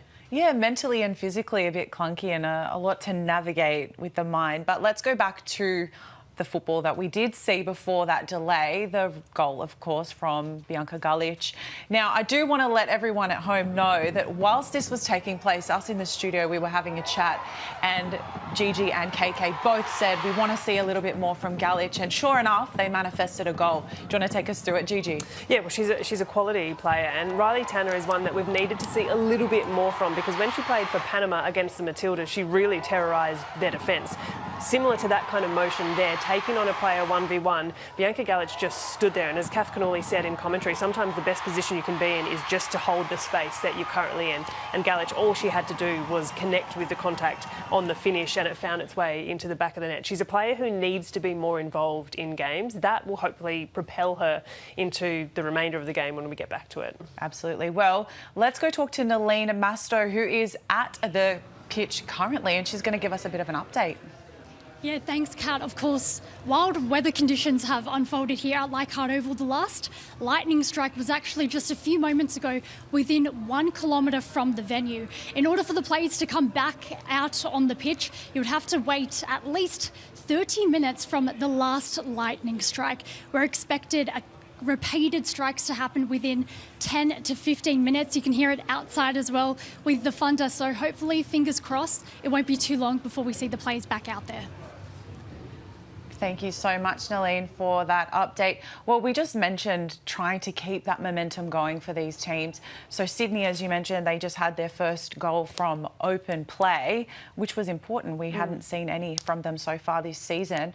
How do you think they can keep up that momentum going into what's the rest of the game? Yeah, well, I think in these moments, and KK, you know this better than most, is that it's the experienced players who manage the temperature of a room, who make sure that you're not burning the energy. You need to hold on to what you've got in the legs for the final minutes when they do get back out there. And there'll be those moments of maybe a little bit of massage, a bit of physio, getting in some fluids, getting in some hydration to see out the final 30 minutes. Yeah, well, fun games. I was actually an advocate of just doing something fun in the change room. So it's not really that enjoyable sitting in a change room looking at each other waiting for time to pass. So if anyone can kind of entertain, I don't think it's maybe dancing at this point. Maybe that's a bit closer to when you go out, but some sort of fun game to play. Yeah, crucial to keep that energy going and the momentum, and also trying to keep some fun in the change room, like you said. But let's also talk about Susan Fonksenkamp, because it's her 50th game. It's also Perth Glory's 50th game, which is really cool to see that those two coincide. But we've got some highlights as well from her during the game. What have you thought so far, Gigi, of her performance? Yeah, I'm really pleased to see Susan sort of back playing really comfortably. She's the kind of player who does look really sound and really comfortable on the ball. She's a really good ball player. She can pick out a pass, and she did have a couple of chances. This touch let her down just slightly, but her her movement is intelligent, and she'll assess a situation and trying to find the right pass to connect it. And in the chances that Perth have had, she's been really involved, and whether that is looking to play her teammates in or dribbling, as we've seen in a couple of moments there herself, every time she gets on the ball, she looks like she'll create something. Absolutely. And KK, her inclusion in the game, I did ask you, what does the role of the 50th game play in terms of the lineup that gets chosen? And it is one of those storylines that's really crucial to the game. We love to see players celebrated for the length that they've played, but we saw that happen today with Susan's inclusion. Yeah, definitely. She's in the lineup not only because it's her 50th, but I think it does have an impact. Like when you have a player with that much experience, has been at the club for so long, you want to see them in the lineup and be celebrated in this way. I think she complements Badawia a lot in the way that they're very different players. So Perth Glory are playing with this tandem up front, and I think having someone with her skill set, more technical, maybe a slower paced. We can actually hear the lightning outside right now. I think she's complementing her, which is obviously a little bit different to what Holla will offer. Well, we'll take a short break. We'll be back, and don't go anywhere because the delays are here, but we've got plenty of football to chat about, and we'll see you shortly.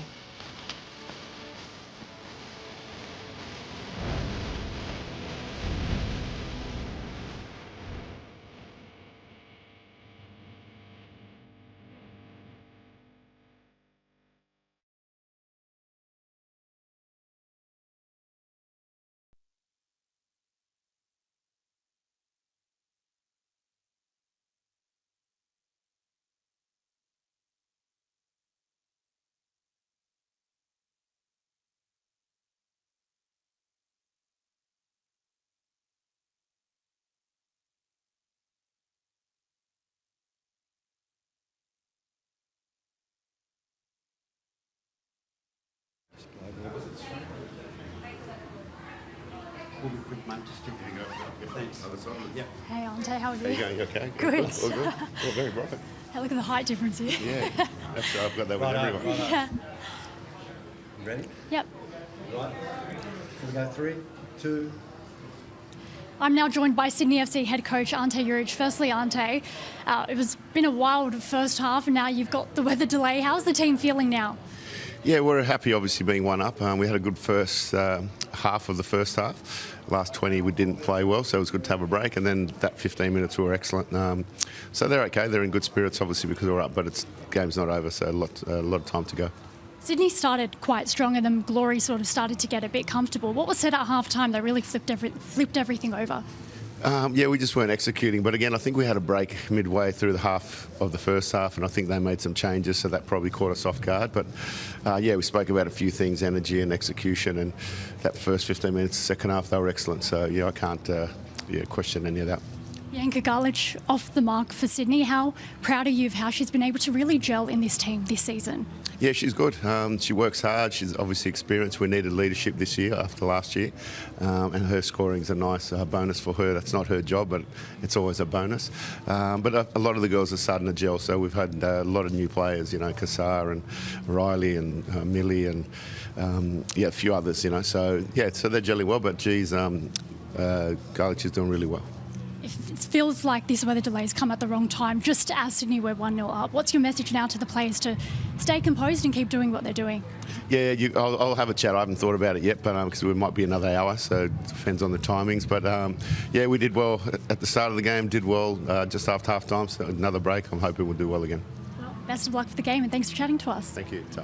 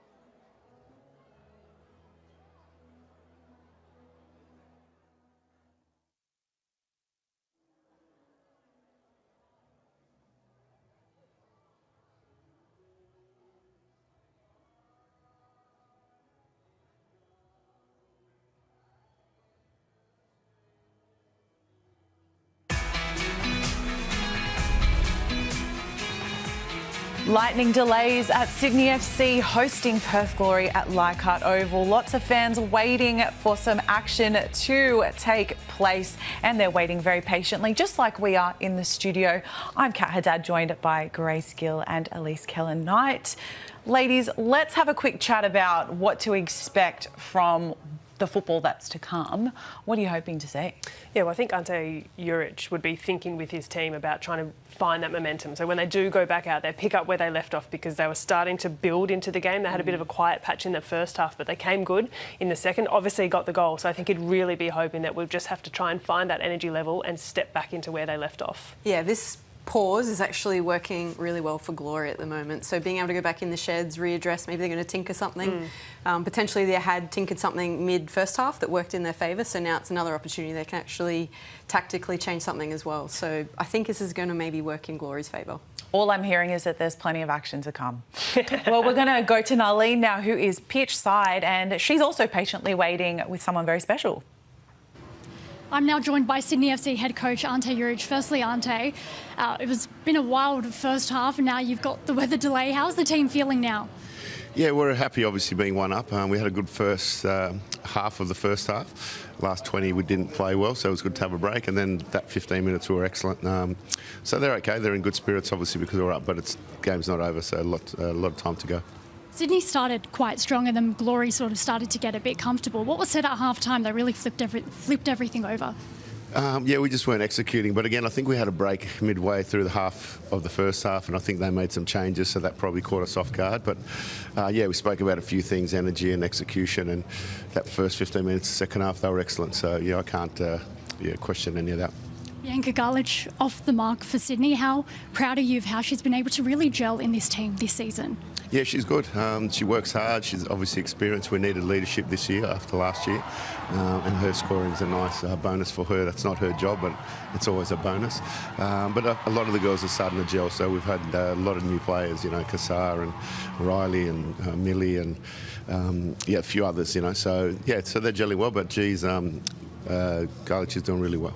It feels like this weather delays come at the wrong time. Just as Sydney were 1-0 up, what's your message now to the players to stay composed and keep doing what they're doing? Yeah, I'll have a chat. I haven't thought about it yet, but because it might be another hour, so it depends on the timings. But yeah, we did well at the start of the game, did well just after half time, so another break. I'm hoping we'll do well again. Well, best of luck for the game, and thanks for chatting to us. Thank you. Ciao. Well, in the words of Ante Juric, game's not over, and it's great to see him talk through how these younger players and these newer players to his side have really gelled, the likes of Kassar, and you've got Willa Pearson as well, who I think shocked everyone with how mature she was when we spoke to her a few weeks ago. I actually had the privilege of speaking to her sideline, and I could not believe the way she was able to pull her thoughts together after such an intense game. But talk us through your thoughts on these young players coming through with this Sydney FC side. Another experience now for these young players who perhaps never have experienced a rain delay before, and how they manage that psychologically. Willa Pearson is obviously one of them, and from your account, I think she'll be just fine. I think she's had another sound performance this afternoon. She hasn't looked out of place defensively, and they've had a bit of a rejig of the backline. Sydney FC, we saw Abby Lemon come in and Tori Toomuth moving over to the right to accommodate that Kirsty Fenton in the middle as well. So there's been some shuffling of the pack, but it's sort of young and old. And so far, from all accounts, it's working well. They're holding out against what has been a fairly convincing Perth Glory attack. Yeah, this has been a real test for Willa. I think maybe we potentially haven't highlighted that enough, that she's had both of her partners change this game, so it's really easy as a centre-back when you're consistent across the back line, so it's the same left-back you're playing with, same partnership as a centre-back, but when those partnerships change, and as a young player, that's a lot to deal with, and I think she's done really well today, and you wouldn't sense it. How crucial is it to have that combination of young and old together? Well, I say old, but I mean experienced. I'm old, so I can say Use that carefully. Vital, and that's potentially what Sydney were missing last year, and Ante's highlighted that he's realised that you have to get that balance just right. When you go too far one way, the gaps show. So I think pulling in a few more experienced heads, especially at times like this, is when you rely on your Hawkesby your Fenton in the change room at this time, trying to guide all the young players. I'm sure is sitting there looking up like, what do we do in this time? And that's when they steady the ship. Maybe even Will is steadying the ship at this point. Who knows? Potentially, who knows? Let's talk to Narlene, who is with Perth Glory coach.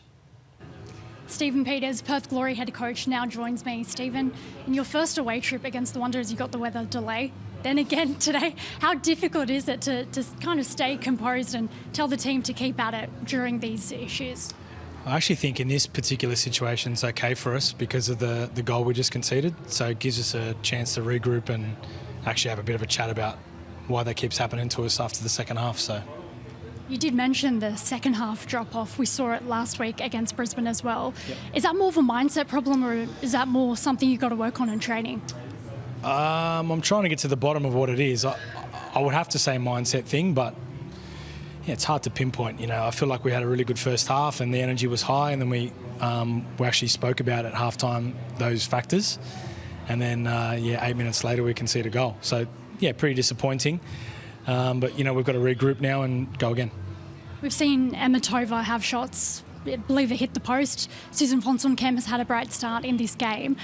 What's not quite clicking in that final third, you think? I think it's just a little bit of finesse at the last hurdle. There's lots of quality play. I thought we actually played really nice football there and created some good chances. I think after the 20-minute mark we had 8 shots to 0. So we just got to be more clinical in that final third, and I think if we do that we can take these games fairly comfortably. But no, we've now put ourselves in a position where we're 1-0 down. I think it's a pretty poor position for us to be in given our dominance in this game. Well, hopefully your team come out in the second half firing, and best of luck. Thank you. 8 shots to 0 is quite a difference between those two sides, as we just hear from the Perth Glory coach. But interestingly, how for him, there's a bit of positivity around the stoppage time because it might mean they can regroup and come back with a goal. Well, what you want as a team when you do concede a goal is the opportunity to take stock, to get together, to have a chat. Well, they have a long opportunity, and Ante Juric suggested it could be up to an hour. We hope it's not an hour in terms Please, of no, a break. But for Stephen Peters and for Perth Glory, they had that long rain delay a couple of weeks ago against Western Sydney Wanderers, went on to win that game and comfortably as well. So if they can replicate that this evening, then they're in really good stead. Yeah, it's interesting he highlighted maybe a mental issue coming out after the second half, but for me that goal actually came from a tactical opportunity. So Perth play with a back 3 and Sydney were able to utilise that and play a long switch to isolate Tanner to have a 1v1 in the first place, and we didn't see that in the first half. So finding those pockets in the wide spaces they were able to do. Absolutely. Well, we are going to head to a break now. We've got some fans having a great time pitch side. You know what? Rain delays, lightning delays, whatever. As long as you've got a football, you can have a bit of fun, and that's exactly what we see as we head into another break.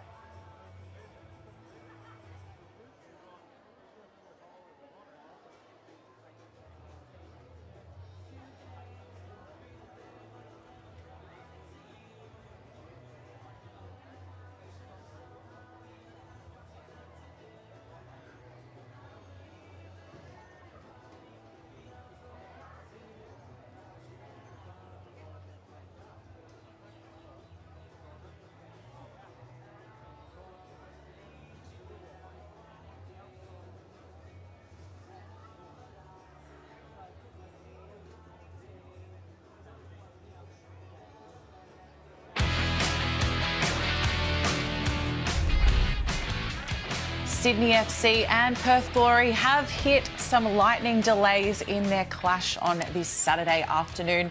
But no big deal because we've got plenty of football that we can talk about in the interim. And I'm joined by Grace Gill and Elise Kellen-Knight in the studio, which is always a great time with these two, both experienced footballers who also gave us some insights on what the players are thinking right now as they experience these lightning delays. But we're going to go to Narlene, who is pitch side for this game, and she's going to give us an update. Hi, Narlene. Well, I've got some good news for your team. The teams are set to come out onto the pitch at 5 p.m, straight for a bit of a warm-up, then straight into kickoff at 5:15. The last strike was 21 kilometres away from the stadium, which is good news, and it seems like it's clearing up very quickly. Fantastic news that we've got a kick-off time, Gigi. How excited would the players be to know they've now got a goal to work towards? Well, you manage the timing now. You manage what you do in the way of getting warm again, making sure that you're set to go, sort of restarting all over again. You just work back into it as you would the start of kickoff. I think it's awesome that the crowd stuck around too. Like some of these visuals coming in, usually people pile out scared of the rain. I think it's important to note how much rain has actually come down in this time too. It doesn't look like it's been too heavy. Sometimes the pitch can get quite waterlogged with these big storms, but looks to be in an okay condition. And like you mentioned, lots of happy fans there waving at the camera, which we love to see because that energy is very, very important. We're going to go to Teo Pellizzeri, who is pitch side for Melbourne Victory, taking on the Central Coast Mariners, to give us a bit of a preview. Let's take a look at how the teams line up for this grand final rematch. Melbourne Victory, an unchanged 11 from the team that dispatched the Western Sydney Wanderers last Sunday. Just the one switch on the bench, young forward Ella O'Grady preferred to midfielder Jess Young, with the number 16 Kennedy White leading the line, has 4 goals in 2 games and coming off a hat-trick against the Wanderers last weekend. Central Coast Mariners also unchanged in spite of losing 4-0 against the defending premiers Melbourne City last weekend. As far as the bench, a couple of switches. Annabelle Martin in line to potentially play for the first time this season, and Izzy Gomez, who's been managed through a minor strain, is on the bench once again, having played in round 1 but not in round 2. Teresa Polias, very different teams to the grand finals of last season, but stable 11s for both sides this season. Yeah, Teo, look, the grand final rematch is always a really exciting one, and I think there's enough influence there from players from last season to infiltrate the current teams. And I think, yeah, Mariners need to bounce back from a poor result last week against the reigning premiers. And we got the Victory still hurting from last year's, grand final loss, and they'll want to rectify that today. You make a good point. Victory may not have the likes of Alex Chidiac, Em Gielnik or Alana Murphy anymore, but the Mariners, key players from the grand final like Sarah Langman, Taryn King, Peter Trimmis, even Izzy Gomez off the bench, they will all have fond memories of what they were able to do at Amy Park at the end of last season. Exactly right, and I want to take those memories into this match today because the Victory are out to get them back. So let's hear from the Victory camp now with a bit of reaction at ground level. Melbourne Victory star Nikki Flannery, good enough to join us. Nikki, you're in the suit, unfortunately, rather than warming up. Before we get into how the team is doing, tell us about your injury, and for the fans, how many weeks until we see you back on the pitch? Hello, Teo. Yes, unfortunately on the wrong side of the white line today. Just have a bit of a hamstring tear that I'm dealing with, but only a few weeks away now, so I'm keen to get out there. Nikki, can you tell us how much the squad's been looking forward to today's fixture, and has last season's grand final been used as motivation in the build-up this week? I think it's kind of been an unspoken kind of hint this week. We obviously are all pretty devastated after that grand final, and to be honest, it's still kind of a sore spot, so there's no better way than to get a win today. I mean, we've got a different group today, so, they're not as affected, but I think they've kind of seen how the older girls have kind of prepped for this game, and I think everyone's in for a challenge. The home fans get to see Kennedy White for the first time today. Pretty good start with 4 goals in her first 2 games. What are you seeing behind the scenes in training? Tell us a little bit about Kennedy, the player, and the person. Yeah, she's flying. We're all very happy for Ken. She came here, we didn't really know much about her, but she's had a presence since day one on and off the field, and at training she's just been scoring goals for fun, and she's got this real presence on the field. She's so quick in behind, so she's got that versatility, and to be honest, I can't wait to get back on the field and play with her. She's a great player who looks to combine, and yeah, I hope she scores another 1 or 2 or 3 today.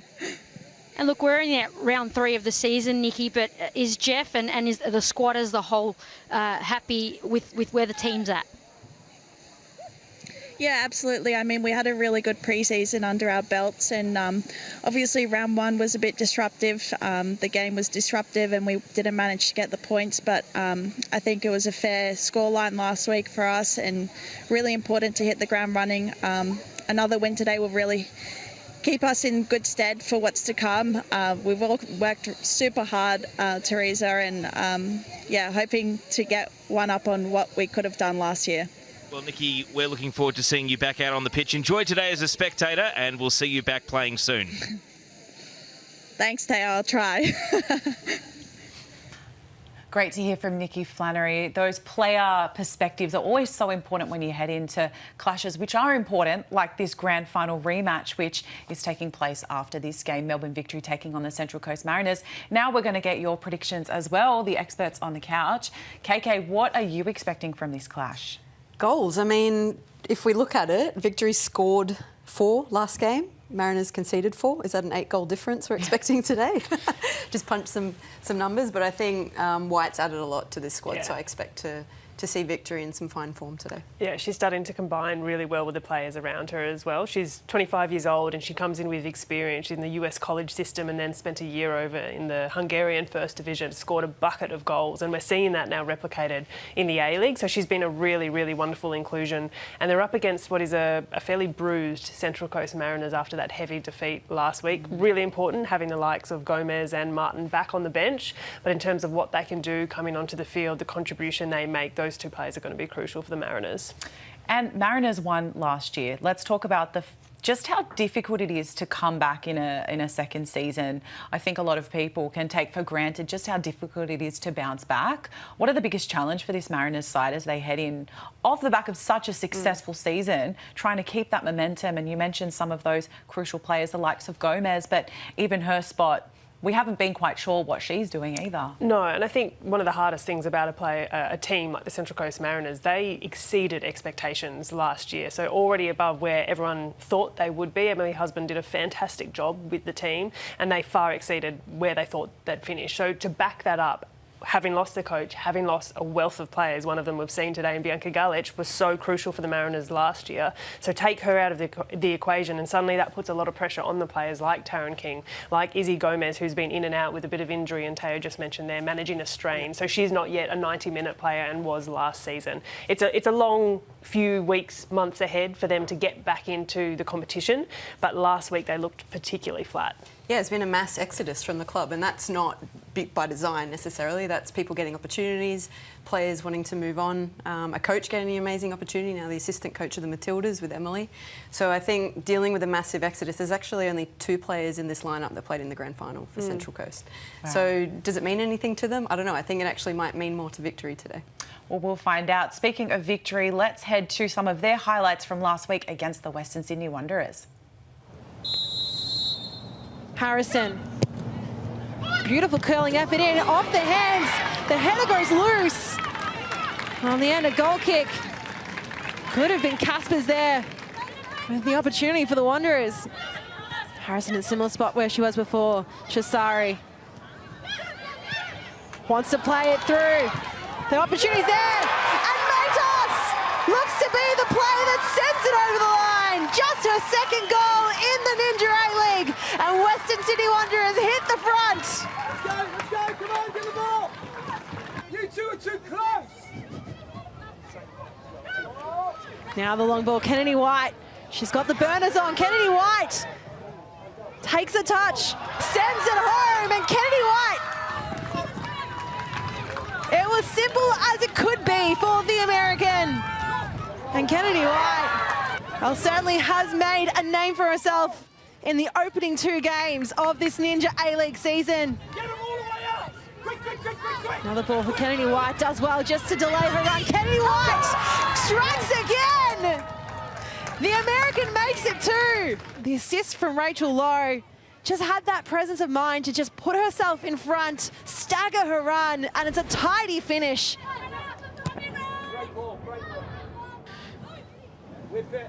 McMeekin now looking to drive it in and through, and Kennedy White has her hat-trick.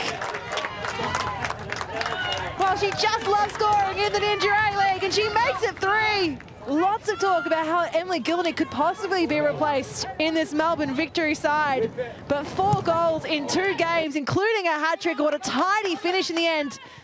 Just stuck the footer at the right time just to direct it in. Dish it off to Buchanan. The longer throw, the option here. Price sets up Harada. And my goodness, that could have been something special from Enna Harada. Just above the crossbar in the end. Harrison off balance, but maybe that was just enough. Buchanan goes for the shot. It's just the flick off the boot, but far enough away from goal. Polisena has the arm up, however. She goes for the drive in and headed in, but off. And McMeekin! Zoe McMeekin gets her first goal for Melbourne Victory. Just her second in her Ninja A-League career. It is Western Sydney Wanderers 1, Melbourne Victory 4. 6 goals in 2 games, and Kennedy White absolutely leading the charge for Victory.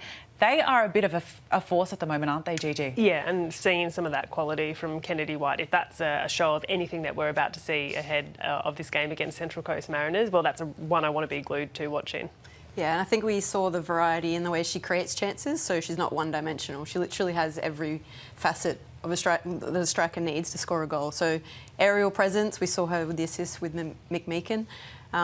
Through balls on the floor, through balls over the top, an assist from Newman, from the goalkeeper. Across, in behind, being able to get on the end of it, being able to anticipate that, being able to dribble and finish 1v1. Like, what hasn't she been able to do so far? Yeah, incredible performance. Okay, quick fire predictions. If you could give us a score, what do you think? I'm going to go Victory. I know you're going Victory, of course you are, former Victory player. I'm going to go Victory 2-0. Okay. 3-0. Okay, I like it. I'm going to go a 1-1 draw. Something a little spicy and different. Well, don't go anywhere. We've got kickoff not too far around the corner. But for now, some more of the fans that are just enjoying the wait. And a very famous Perth Glory fan, actually.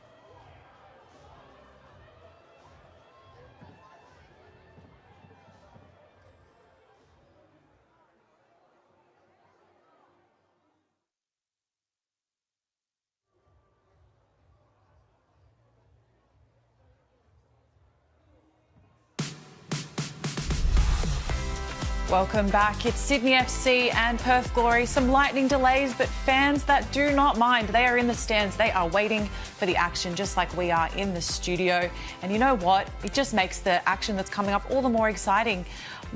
We did see that the Ninja A-League started with a great clash between Adelaide and Canberra United. Adelaide got their first win at home since December 2021. Let's take a look at those highlights.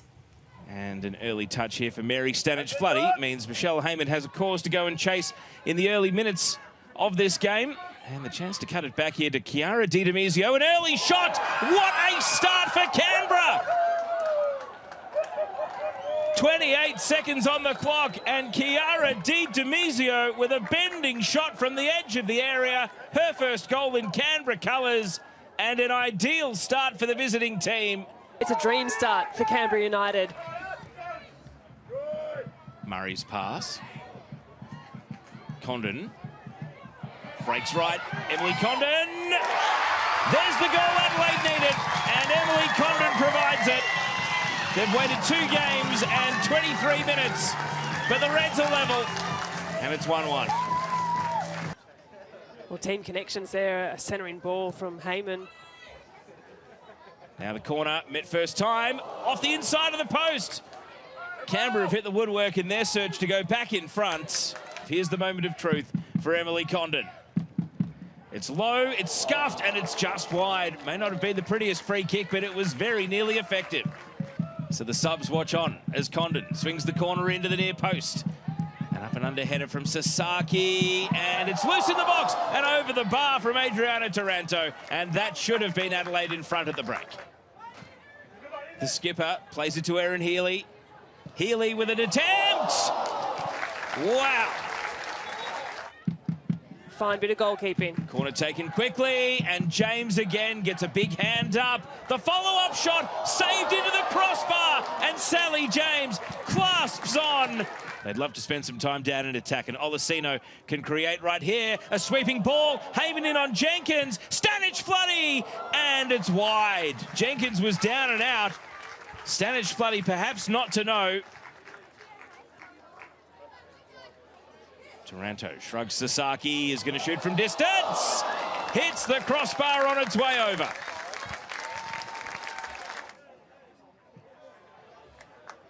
Near post, flicked in, Adelaide in front. It's been coming, and they get their reward. One set piece too many, and Matilda McNamara stooping to the header. Oh, a pass out into open field. Malone round the corner. Sienna Dale herring after the ball. She's clattered, and the referee says all ball. Oh, so right, she does. All ball. Dorber set into space. Cross to Wirtz, and out next to the post. And that is surely the end of that. Adelaide United are on the winners list.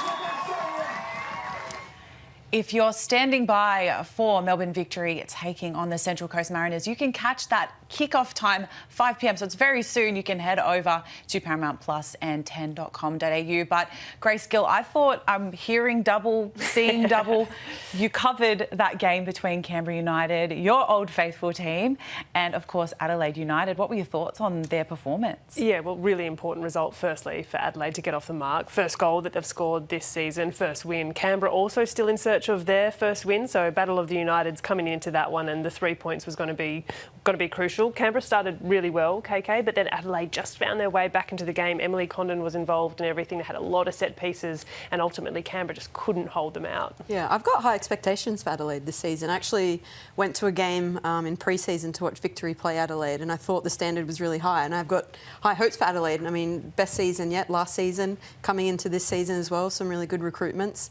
One of my best friends is the assistant coach, as she's gone from player to assistant coach, Marushka, so I'm secretly barracking for her as well. But I think they've deserved more than one win so far this season. I think the way they played against Sydney last week, they deserved that win. So it ended in a 0 or draw, but in fact, when you watched the game, you thought, how did Adelaide not win that?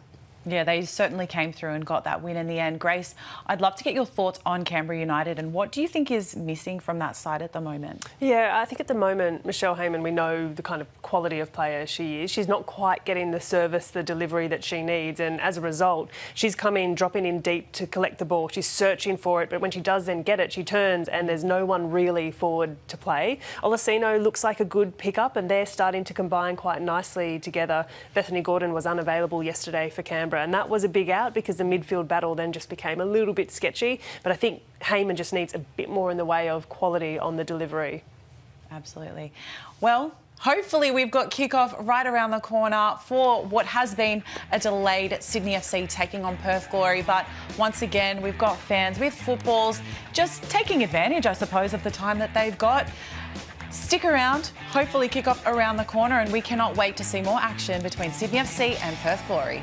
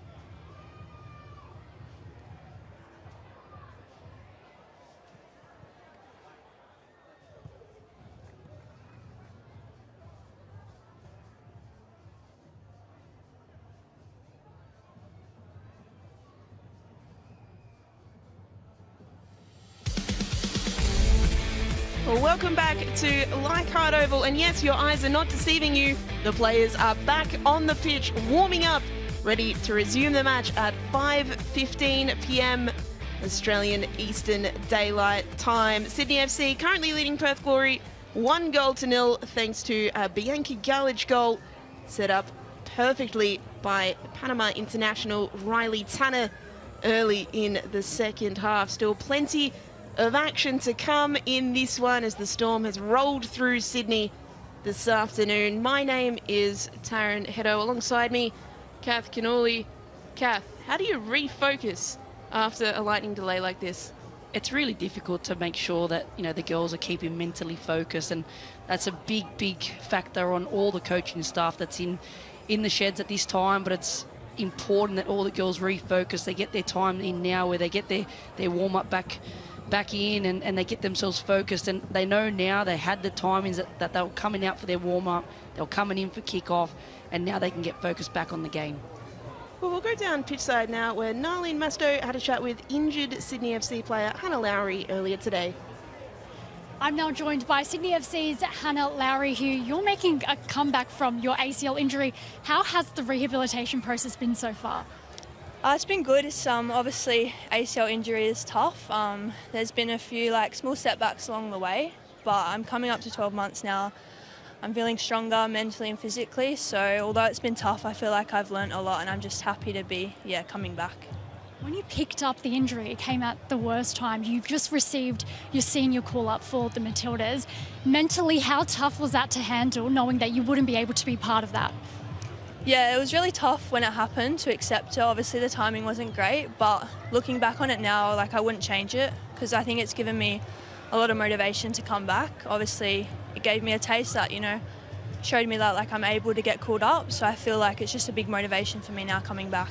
And a lot of these Sydney FC girls, they've done their ACL as well, Nat Tobin being one. Have they given you any kind of words of advice on how to handle it? Yeah, I mean, obviously it's not a great thing, but there's a lot of girls in the team that have done this. So during moments when it's hard, you're just able to lean on them. Nat's been super helpful for me. Even coming back the last few weeks, I've started doing some contact, and the girls have just been really supportive of me, so I'm really, really lucky. You're hoping to make your return in just a couple weeks' time. How excited are you to just get back on the pitch and play with this new side? Yeah, I can't wait. I'm just super excited, super grateful just to be able to be back out there with the girls just in training. So, I can't wait just to be back playing and I guess come back from this stronger. There's also been a lot of new additions to this Sydney FC team. We've seen youngsters like Willa Pearson, start in consecutive games. What's sort of the chemistry amongst the team so early on in the season like? Yeah, I feel like we brought in some really, really talented players. Obviously, Willa's been doing incredible. We've got a really young team, but they're all just so good. I feel like it's been obviously we haven't got 3 points yet, but we've been building each game, and I feel like today's been a good performance so far. So hopefully we can just keep building. Well, we can't wait to see you back out there. Best of luck and all the best.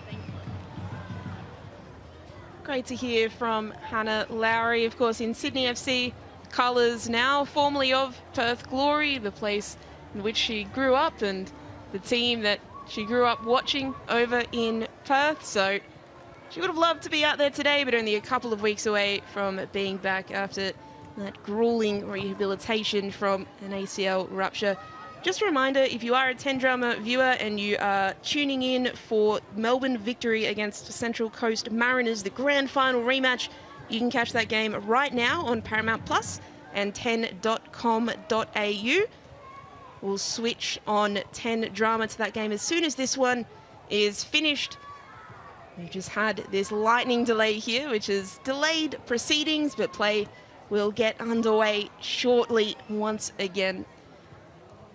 Kath, the dreaded ACL, of course, we just heard from Hannah Lowry, who's had to deal with it. It's a common issue in women's football and women's sports in general. The thing that you often hear from players is it's not just the physical rehabilitation, it's the mental side of it as well, getting back into the game. It sure is, Taryn. It's not easy to be sidelined by a horrific injury like the ACL, and I'm sure that Hannah has had plenty of support from her teammates, her family, and the Sydney FC staff as well. And you know, it's great to see that she's only a few weeks away. She was having a fantastic season with Sydney FC, and it's not easy to make the move from Perth, your hometown club, to come to another club. And Sydney FC is a big club. To be able to come here and start playing and really make your mark on the league, and then be hit with one of those horrific injuries. It just, on a positive note, it's fantastic to see Hannah's going to be back on the pitch in a few weeks' time. Let's not forget as well, she was called up to a Matildas squad before that injury, and then obviously had to miss the squad and her opportunity to represent her country on the international stage. Absolutely, but this is what shapes you as a footballer. We all know Sam Kerr had a terrible ACL injury, and it's probably something that really shaped her career and where she's at today. And sometimes you don't realise what you got until it's gone, and to see some of these youngsters really come back after having such a horrific injury, to come back stronger and better, and it actually gives you and shows you what you sort of could really miss for the rest of your life. And playing football as a profession, it doesn't get better than that. Let's take a moment now to have a look at the state of the competition as it stands. Of course, we are in round 3 at the moment. It is the Brisbane Roar that are sitting pretty on top of the table, 2 wins from 2. They'll be hoping to make that 3 from 3 tomorrow when they take on the Western Sydney Wanderers. Sydney FC, as it stands, currently in second. Still undefeated, but still yet to win. So they'll be hoping that they can get the 3 points today. And then Perth Glory, as it stands, out of the top 6. Of course, 6 teams out of 11 go into the final series, but still very early days in the competition. It sure is, Taryn. It's like anything at the start. You can have a great start to the season, but it's about the momentum, and the longer season now allows teams to build into the competition and find that momentum as we go on. As everybody knows, it's a big break between A-League women's seasons, and it's something that we want to sort of bridge there with our teams. And it is so unpredictable, the Ninja A-League, and that is one of the reasons why we love this competition and why we tune in. You never know what you're going to get on any given day. You might get an 8-goal thriller. You might get an unpredictable result, an unexpected winner. I mean, anything can happen. It sure can, and that's why everybody loves supporting the Ninja A-League and getting out to the games and knowing that, you know, when 2 teams take the field, it's not an easy 3 points for anyone, and we've seen that in previous seasons as well. And as we shape up now, you can see so many of these youngsters that are really taking the pitch in this Ninja A-League and really starting to shine. We've seen plenty of talent across the league in these first 3 rounds. It's been fantastic. Well, we saw the first 5 games for Sydney FC earlier, starting off with 2 draws and now in the lead against the Glory. For Perth Glory, they won their first round against the Western Sydney Wanderers, breaking a couple of years' hoodoo against winning in Sydney, which was fantastic for them, and then losing in a rollicking game against the Brisbane Roar last week. It was back and forth.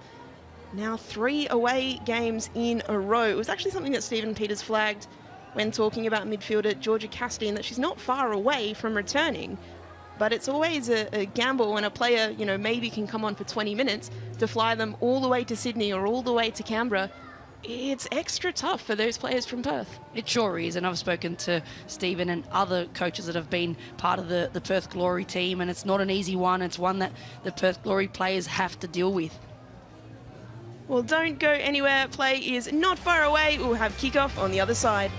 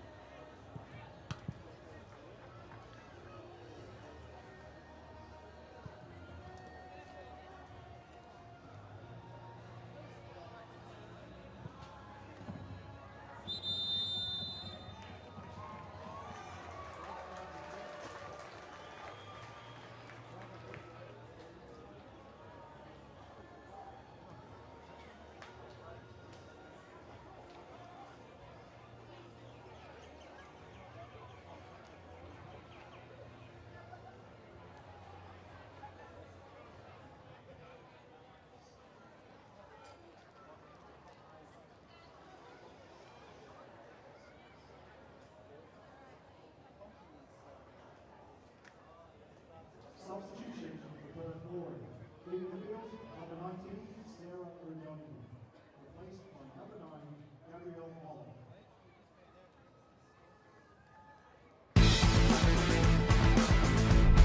So the clouds have cleared at Leichhardt Oval and we are all ready to go to restart this clash between Sydney FC and Perth Glory. The home side, Sydney, currently leading 1-0 thanks to Bianca Galich just before Storm stopped proceedings. There has been one substitution during the break and it is one that we spoke about beforehand. Gabby Holler, the American striker, comes onto the pitch for Perth Glory. She replaces Sarah O'Donoghue. So an attacking change for Perth as they look to overcome this 1-goal deficit and make their way back into the game.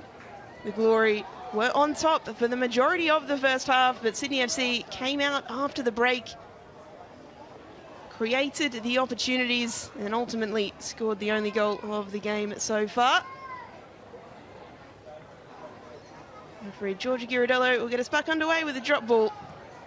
Tony Zog immediately punting the ball upfield, hoping to gain an early advantage for the Glory. It was a transitional game up until this point. It was a fascinating one. Momentum swinging between both sides. As Hawkesby trying to chase this one down, won't get there ahead of Zog. And Catherine Cannuli, what can we expect from this last phase of the game? I think these next 5 minutes are going to be crucial for both sides when you do come back out, when you've had this amount of break. It's about the mental side of the game, and it's going to be important to see who is switched on. Well, plenty of experience in this Sydney FC side. You'll imagine the likes of Mackenzie Hawkesby, even a Sarah Hunter, who's still only 22 years of age, has seen a lot of football for Sydney. Tori Tumeth, Kirsty Fenton, those sorts of players will be required to really lead out there and help keep their team focused. Hawkesby over the top to Caspers, still Caspers, Maddie Caspers with the strike, palmed away by Dalor Stay. Maddie Caspers finding the opening and almost finding a second goal for Sydney. You can see here Maddie Caspers really gets herself through and gets that deflection there, gets herself on, and Dallas Day gets in two minds. She starts backing into the goal, but what a fantastic save there by Dallas Day. Speak about switching on straight away, Kath. Dallas Day having very little time to settle back into the game before having to make that save.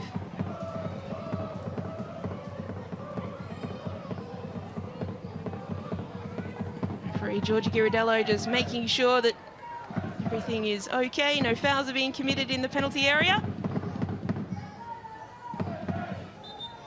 It is Riley Tunnett who will take this corner for Sydney. Tanner's delivery, cries of away. A mess of bodies, eventually it is cleared.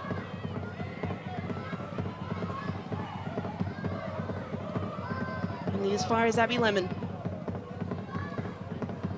Lemon to Caspers again. Maddie Caspers, Hawkesby. Back to Lemon. Lovely work from Casa. Lemon with this strike. Dalor Stay palming it wide again.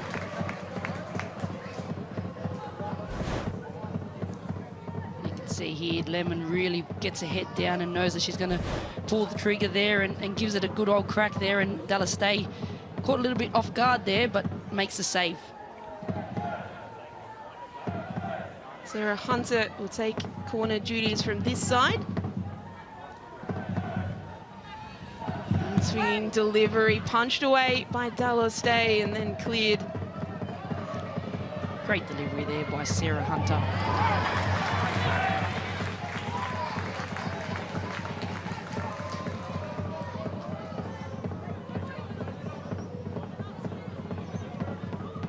After every restart, Sydney FC have come out looking the much stronger side. Hawkesby can keep it under control.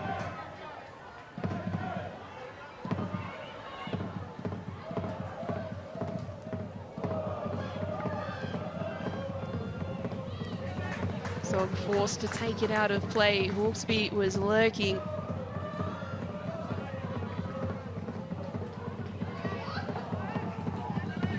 And Sydney looking very creative to start this set of play after that Storm delay. They definitely have come out firing. I'm sure that Ante would have stressed the importance of going out there and being really in a positive mindset and really taking it to Perth Glory, especially being in a position of being 1-0 up. They really need these 3 points, and being at home and having the crowd stick around to support them, I think it's really important. Well, Sydney FC want to be contenders. They want to be back in the finals race. They want to be back challenging for the championship, for the premiership. And to do that, they need to win games. If they can do so today, may well set a marker of what's to come. Casa looking for the curling ball, the run of Tanner. A little bit too much on it.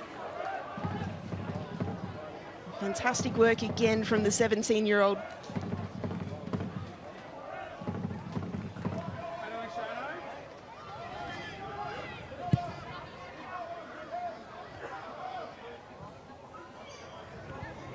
Dalton got a foot on that. Eventually it's Tova who's come around to claim possession for Perth. Just need someone to get a foot on the ball here to just calm things down. Here's Holler, the substitute. Gabby Holler trying to find her compatriot Badawia.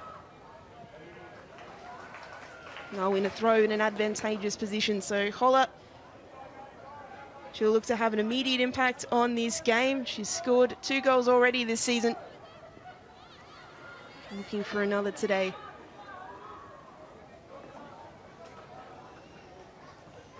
Originally came to Australia, Gabby Holler, as part of the NPLW Victoria, played for Burundara Eagles. Has she impressed? Enough to sign for Perth Glory last season.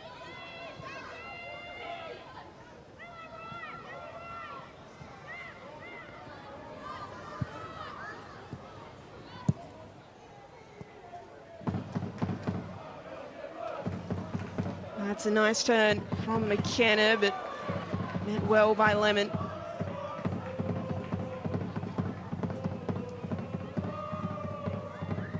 Badawia unsuccessful at keeping the ball in play.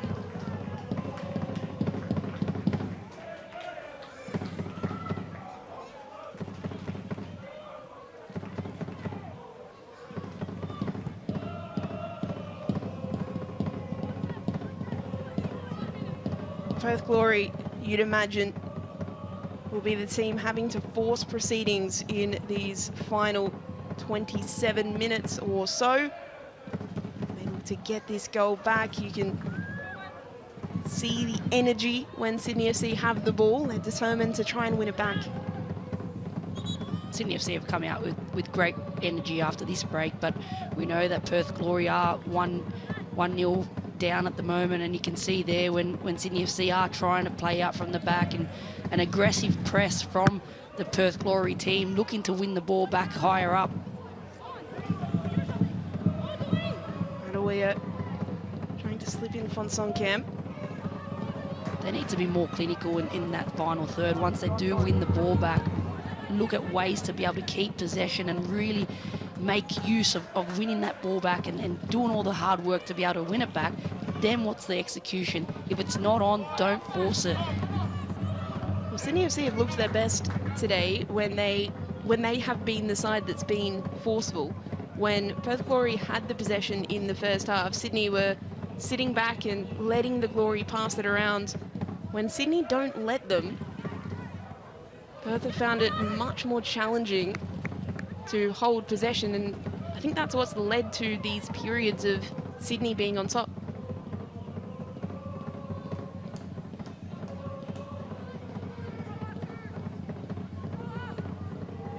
Juma's throw.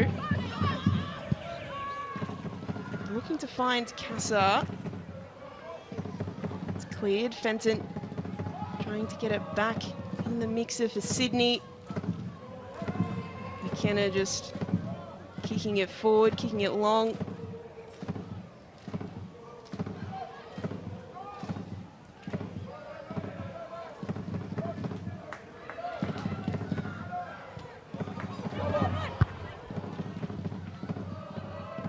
often in these instances when teams are struggling to find possession, you'll often hear coaches and pundits say things like, try and find feet, try and play to feet, and try and just string some passes together. What does it mean for the Glory in this specific situation if they were to do that?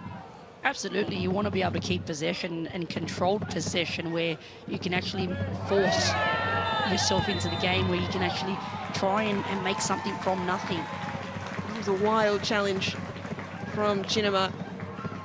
She's awarded a yellow card as a result. The second one for the Glory today. Just missed timing. I love when defenders have their arms up and just saying, what did I do? And when I'm sure when she watches it back, she'll think that was definitely a well-deserved yellow card. Well, we spoke in the first half. Defenders rarely win the disagreement with referees. Free kick delivered in.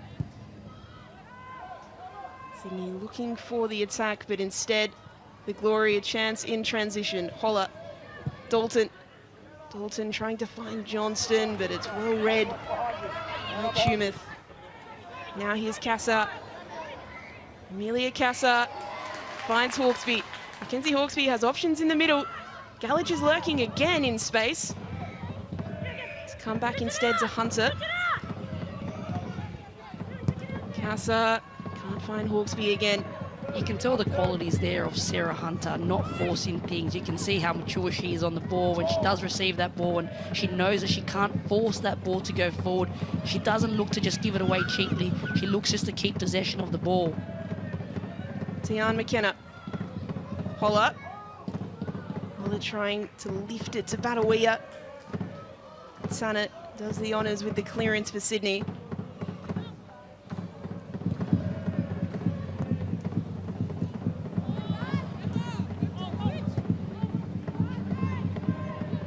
Chinema. Johnston.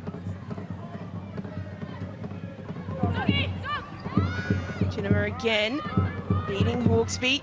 Just taking the space off it, still Chinema. Into the middle, Badawia, nice touch, nice turn. Badawia trying to find space for the shot. Instead, came out to McKenna, who couldn't control it. Tova, Badawia, roller Badawia. Robertson comfortably claims.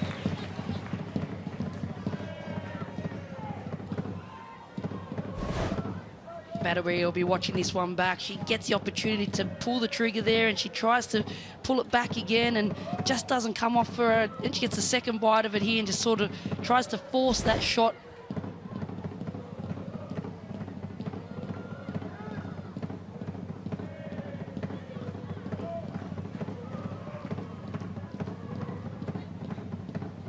Roller Badawia, another player who made a name for herself in the NPL, this time the NPL New South Wales with Sydney University in 2022.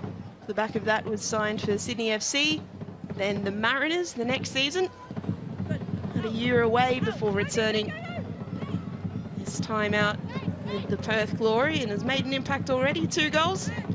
She sure has, and it's been fantastic recruitment from Stephen Peters to be able to bring Roller Badawia back to the Ninja A-League. I think is a fantastic addition to this team, and she just brings something different to all the other strikers in the competition. She's got that bit of X factor. She's unpredictable, especially when she gets in that final third, and it's now just about trying to find those combinations of who she can actually link up with to make it happen for her. Nice turn from Gallage. Made that look easy. That was not easy. Hunter to Tumeth, and now Casa. Amelia Casa again in a battle with Chinema. He's not letting her go, but that's clever from Hunter. Good awareness. And almost slipping in. Casper's in behind. Oh, intercepted high by Caspers. Hawkesby out to Tanner. Riley Tanner makes it 2 for Sydney FC. Riley Tanner scores her first goal in the Ninja A-League. And Sydney FC make their dominance count.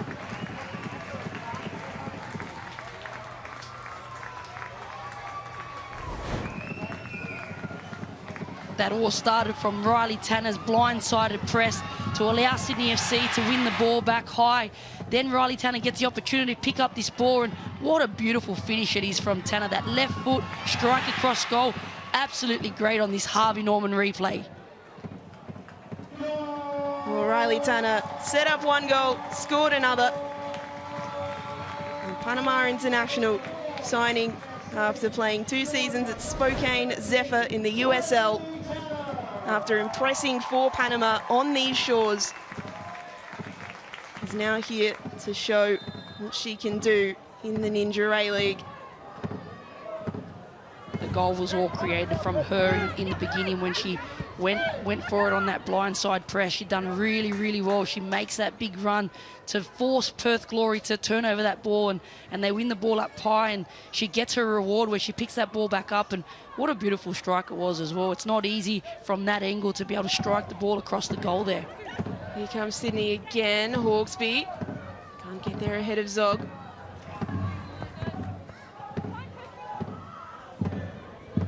Again, Perth Glory will be ruining that period in the first half when they came so close to scoring. They hit the post. Tiana Robertson with Sydney forced into a fantastic save off the set piece, but they couldn't find the breakthrough.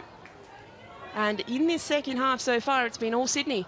It sure has, and we know, Taryn, that football is all about moments, and unfortunately Perth Glory in the first half didn't take their great moments and capitalise on their chances that they had, and Sydney's come out now and really hit the ground running, especially after this storm break as well. They've looked like the better team. They're really running on top of Perth Glory at the moment.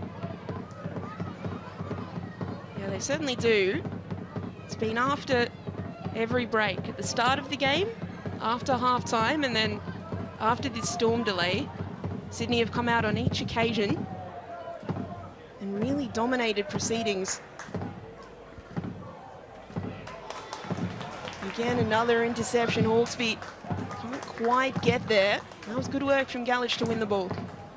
It's important here that Perth Glory do stay disciplined in this moment as well, because I know it's tough when you do go 2 goals down to keep that momentum high and really keep yourself in the game. But this is where they really need to look to their leaders, especially in the back, Zog, Chinama, to really keep this team together and keep disciplined. Substitutions being readied for the Glory. Bronte True, after signing from the Wanderers. Speedster up top, Ella Lincoln. Misha Anderson, a midfielder as well. Lincoln did score last week, so she's in goal-scoring form. Glory will need all of that if they are to come back into this game. As it stands, that record against Sydney FC will continue. 2,093 days without a victory for Perth Glory over Sydney FC.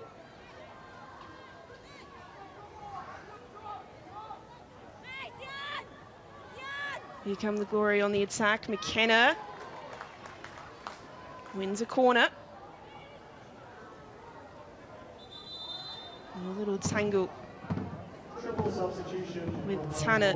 This means there will be a delay as Tanner receives some medical attention. The substitutions will be made for the Glory.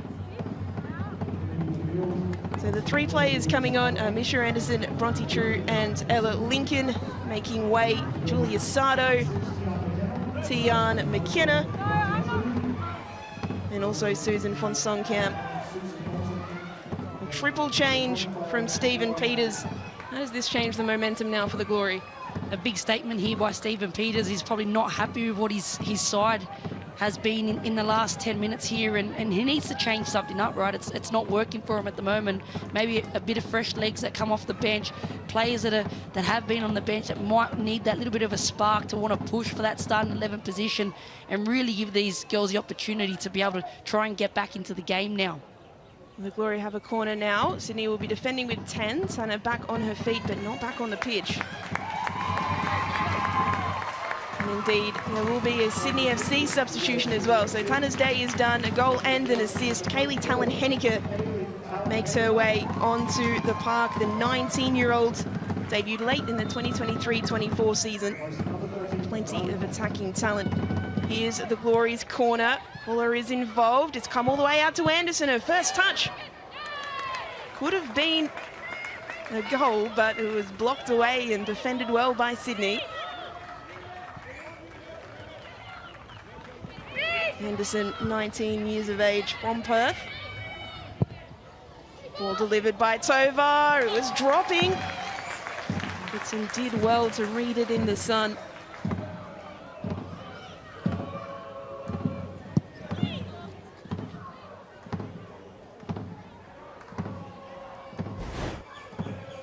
You can see here, Tanner gets into this tackle here with McKenna. Looks like it's a bit of a clash there, and it's just really hit her head. Hawkesby out wide to Casa. Amelia Casa! And shot saved. The teenager looking to score her first Ninja A-League goal. Just couldn't quite get it to the side of Dallas State. These are the areas that Sydney FC are looking to exploit. You can see Amelia Casa there on her own in a great position to be able to strike that goal there.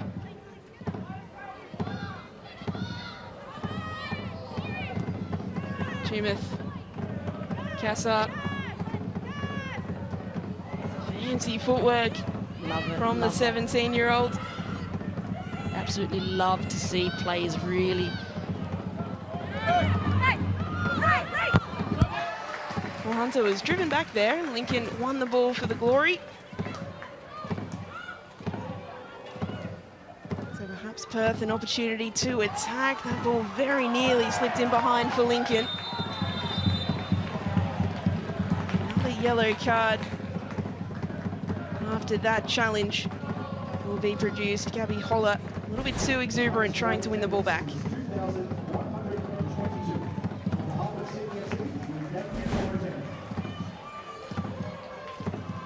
Poor old Willa Pearson, a little bit of a grimace from the 14-year-old, but she's okay.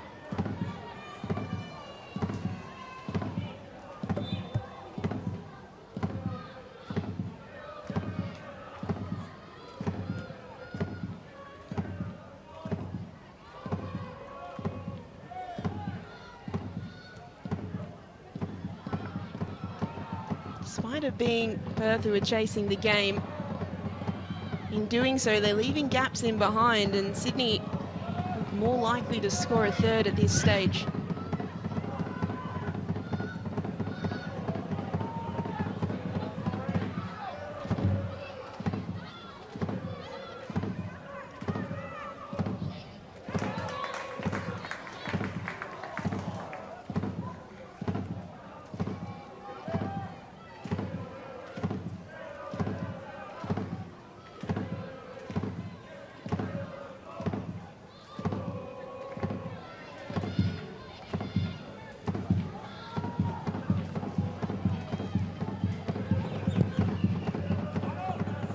Stays goal kick into the mosh of bodies. It comes out to Badawia.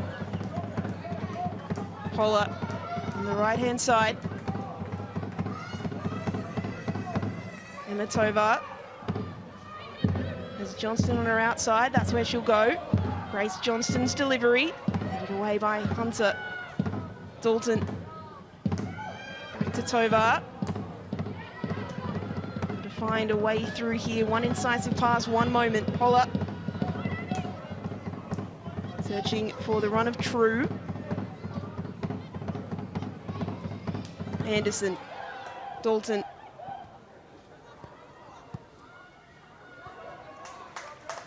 Finding it very difficult to get through this Sydney FC organised defence, and that's been a trademark of their last few seasons, Sydney. And we are losing out to Garlich. But Zog wins it. Oni Zog from distance. Wide of the post. Ambitious from the Glory centre-back.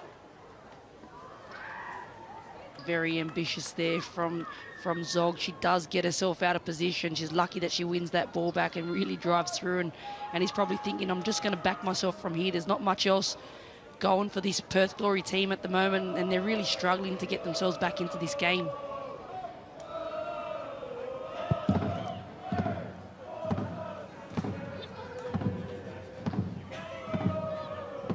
So there is Riley Tanner. Not looking too glum on the bench. Hopefully that injury was nothing serious and she's okay for next week, because what she showed today is someone who could really light up this league as it goes on. Good tackle from Lemon, but True keeps possession. Her delivery comes off the defender. And Glory win another corner.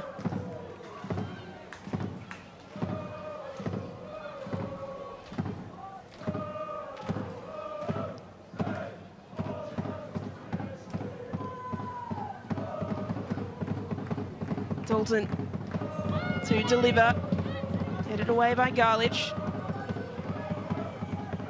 Dog will keep it alive. Dalton back to Chinema. And with Chinema, first touch just got away from her and committed a foul as well as she tried to win it back.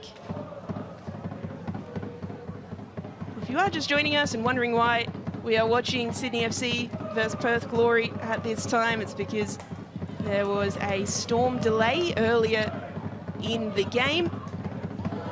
It did restart after 57 minutes on the clock. At that time, Sydney FC were 1 goal to the good, thanks to Bianca Garlich. And then after that storm delay, we came back on. Riley Tanner scored her first Ninja A-League goal. So if you are looking for that other game, Melbourne victory against the Central Coast Mariners, you can catch that right now. Paramount Plus and 10.com.au.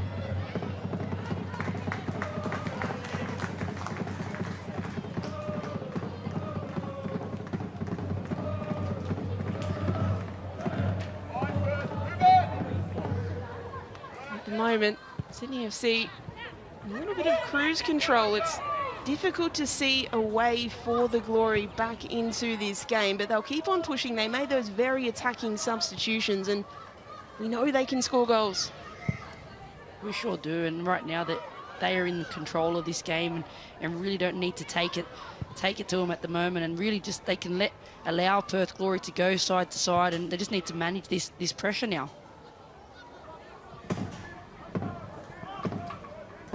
And even last season, when Sydney FC didn't make the finals for the first time in their history, their defence was still one of the best in the competition. And I think we've seen a lot of that on display today. They weathered that storm from the Glory. The difference between those scoreless draws or perhaps losing 1-0 or not quite getting the points is, in this game, they've managed to find the back of the net from open play. And in fact, they've done so twice.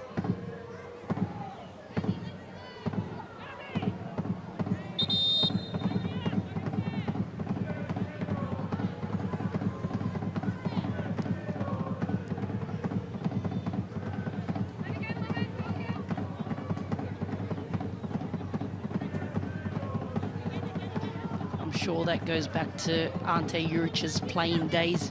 He was a famous defender back in his days, and I'm sure that he set up this Sydney FC team defensively and really worked and really has them very well drilled in that space.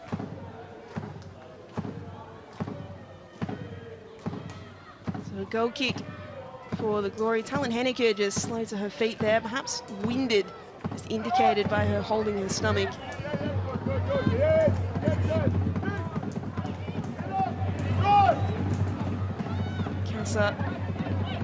Hunter. I love that from Ante Juric. As soon as Casa gets on the ball, you can hear him screaming from the sidelines, drive, allowing her to express herself in that position. It's so important to see these youngsters. Amelia Casa, that's part of our young Matildas squad as well. She's come away with us to the Asian Cup qualifiers, and it's just so great to see young players really being allowed by their coaches to express themselves on the pitch. Well, she made 4 appearances last season in her first season in the league for the Western Sydney Wanderers. She's taking this opportunity with Sydney with both hands, still only 17 years of age and one of the more dangerous players on the pitch. She sure has, and I think Ante Juric has done some fantastic recruitment here, getting her from the Western Sydney Wanderers, knowing what her qualities are and trusting her to be able to take the pitch and be one of his starting players. He sees what qualities she's got. All she needs now is the confidence to go with it. Lovely work by Lemon and Garlich to just slice through the Glory midfield. He's intercepted though, and now here come Perth in transition. Holler looking to find Lincoln. Dealt with well by Sydney's defence. Now Dalton. Holler trying to thread it through again. But again, it's that defensive structure. Yes, it's the individuals and what they're doing in that capacity, but it's also the tightness of the formation and the fact that there are very few gaps to exploit. There is, and that's when you need to look at individual qualities, and sometimes you need a little bit of that X factor to be able to break teams down, and that's why we can't really have players that are robotic and are really just playing to a system. You need to allow them to express themselves, especially once you get into that middle to that final third as well. And you know, you can see here Talon Hanukkah really using her speed to be able to beat players, and again having that confidence to want to go 1v1. But then when you can't beat the player, can you make sure that you keep in possession? Jumeth up to Hawkesby. Hawkesby trying to turn away from Chinema. It was lovely invention from Caspers. Didn't quite find its way through. So one more change for the Glory. Naomi Chinema, the centre back, will make way. Charlie Wainwright coming onto the pitch. So a very attacking substitution from Stephen Peters. He looks to chase these 2 goals in the dying minutes of the game.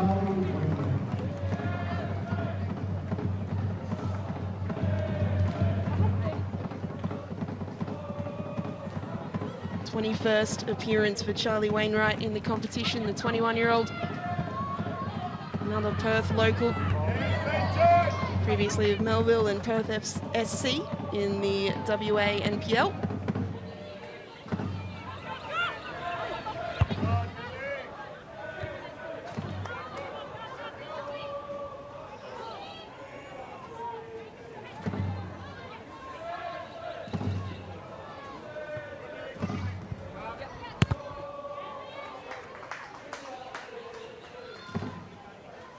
It looks like they have gone to a back 4 now, the Glory, in these final stages of the game, and will no doubt be looking to push players forward to put as much pressure on that Sydney backline as they can. But as we've discussed, it is Sydney who have looked the more likely in this second half by far. Much stranger things have happened in football though, and the Glory will know they can score goals, they'll back their quality. Lemon trying to play a through ball in behind for Talon Hanukkah. She nearly got there too, Talon Hanukkah. She's quick. She sure is. She's lightning quick. Another player that's part of our young Matildas cohort, and it's so great to see so many of these youngsters playing some really good minutes and really giving it their all. And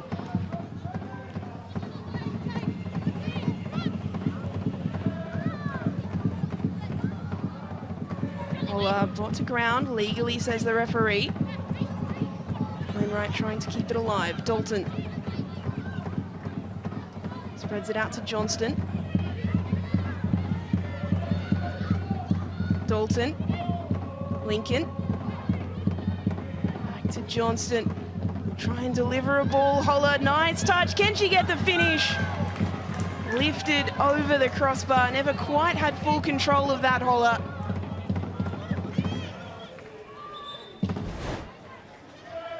Didn't have much control there. You can see the ball in here from Johnston. You can see that Holler tries to put it on her chest, but doesn't make too much of it.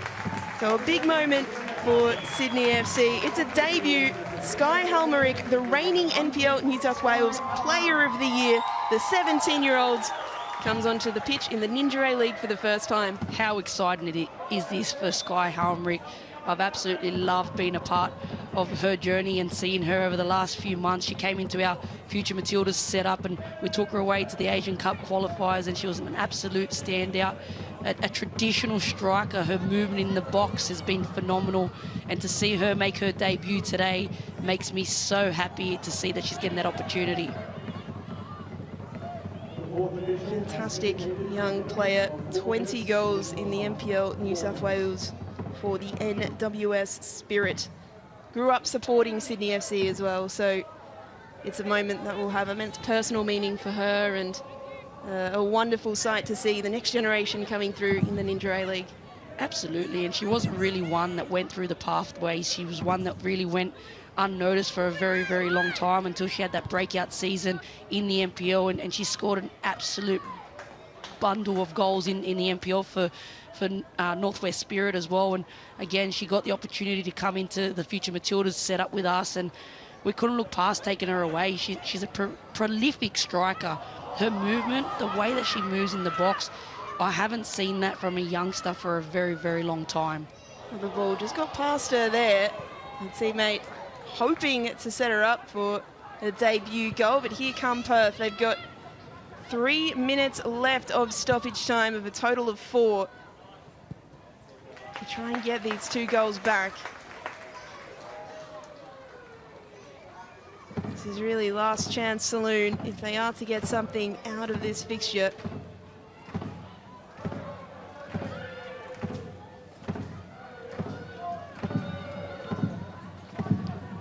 Don't be too direct in these situations. We see the Paramount Plus player index, Riley Tanner sitting at the top of that, and rightfully so, a goal and an assist.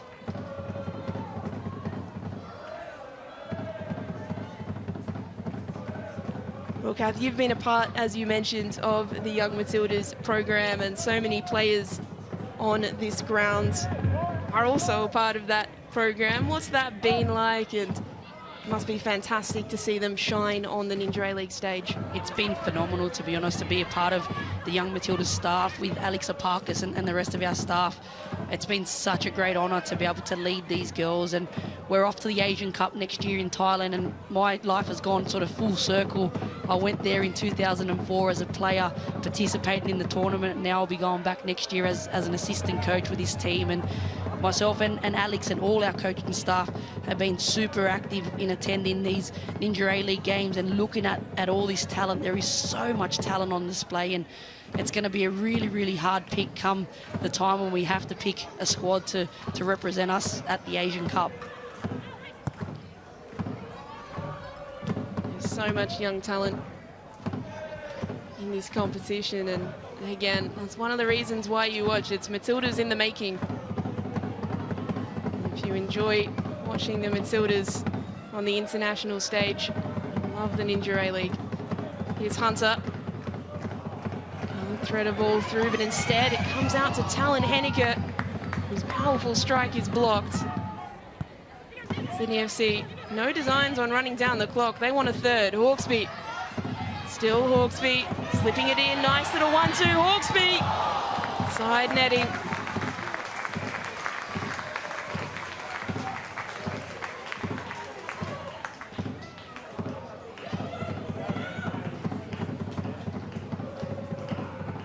The body language suggests she's been a little bit disappointed with her performance, but she has been a fantastic link-up for those wide players, and just the game that it's been, that's been the areas that Sydney have been able to exploit more. Caspers in behind for Halmarick. Sky Halmarick, deflection onto the post.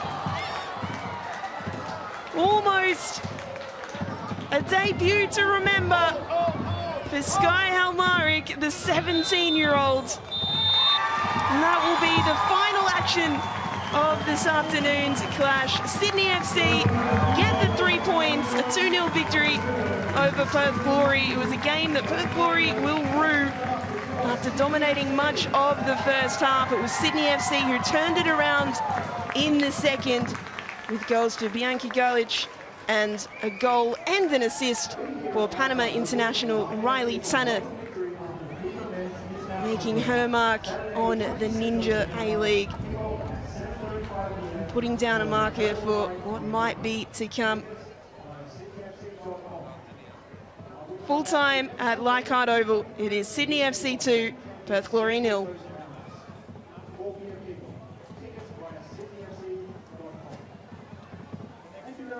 So Sydney FC came into this game needing to make a statement, needing to convince us that they are once again title contenders this season. Kath, have they done enough in this performance? They sure did, Taryn. They had to get the 3 points and they worked hard. It wasn't for them in the first half, but in the second half they came out firing and got the 3 points. We'll go down now to Narlene Masto, who's standing by. I'm now with Riley Tanner, our Ninja Player of the Match. A goal and an assist. What were you channeling today to deliver such a complete performance? I think just as a team, we've been working this week. We knew coming off of those 2 ties, we weren't happy with it, so we were able to watch film and just work together this week, and I think obviously it paid off. You mentioned you watched film after those 2 straight draws. What was Ante's message during the week, because it seemed to have worked? Yeah, I think we just reflected on not being good enough on the ball, so that was our main goal this week, was to just keep possession, and we know that we're all quality players and the team's so good, and so that was our goal this week, was to just get on the ball, keep the ball, and score. The combination play between you, Mackenzie Hawkesby, and Bianca Garlich has really clicked already. How do you see that dynamic coming along?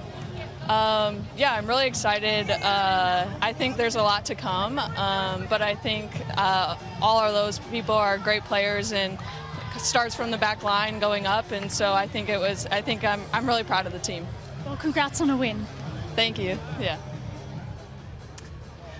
Player of the match, Riley Tanner. What a performance from her as we head into these Harvey Norman highlights. I'm joined by Grace Gill, Annalise Keller-Knight to break down what we've seen today. A delay, but some great football nonetheless. Such an important result for Sydney FC, a great performance from Riley Tanner, and I think this is what the Sky Blues needed. 2 draws to start off the season, and it was a game that Perth started really well. We saw the rain delay or the lightning delay at a point that could have really made Sydney FC come unstuck, but they came back out, they got a second goal, super important. That one will mean the world to them.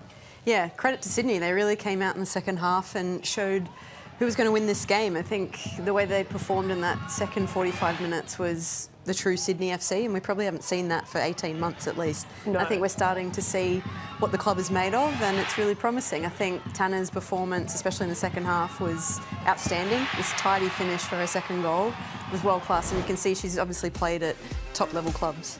Absolutely, and it was the Sky Blues that really dominated, especially in that second half. You can see from the Paramount Plus Player Index, they really stood out here with Tanner, Garlich, Kaspers, Fenton all making that list. Grace, what did you make of Sydney FC's performance today? Yeah, well, it got better and better towards the tail end of the match. Unsurprising to mention Grace Johnston in there, because she's been really good for Perth in the opening few rounds of the season, but largely dominated by the Sky Blues, and the midfield that we said we needed to see more of did come to life, and ultimately was the result that they needed. And it will come as no surprise that our next level ninja of the game was, of course, Riley Tanner. A great performance from her as an individual, really coming through for this Sydney FC side. Despite everything that took place, she really held her own, didn't she, KK? Yeah, I think the way that she performed was great. You got to see how tidy she is on the ball, her dribbling ability, but then also the way that she can finish. Credit to Garlich here on this finish as well. It's actually quite hard to put them in the back of the net because there's so many legs to get past, but the focus here is Tanner and the impact that she could have on this match, and undoubtedly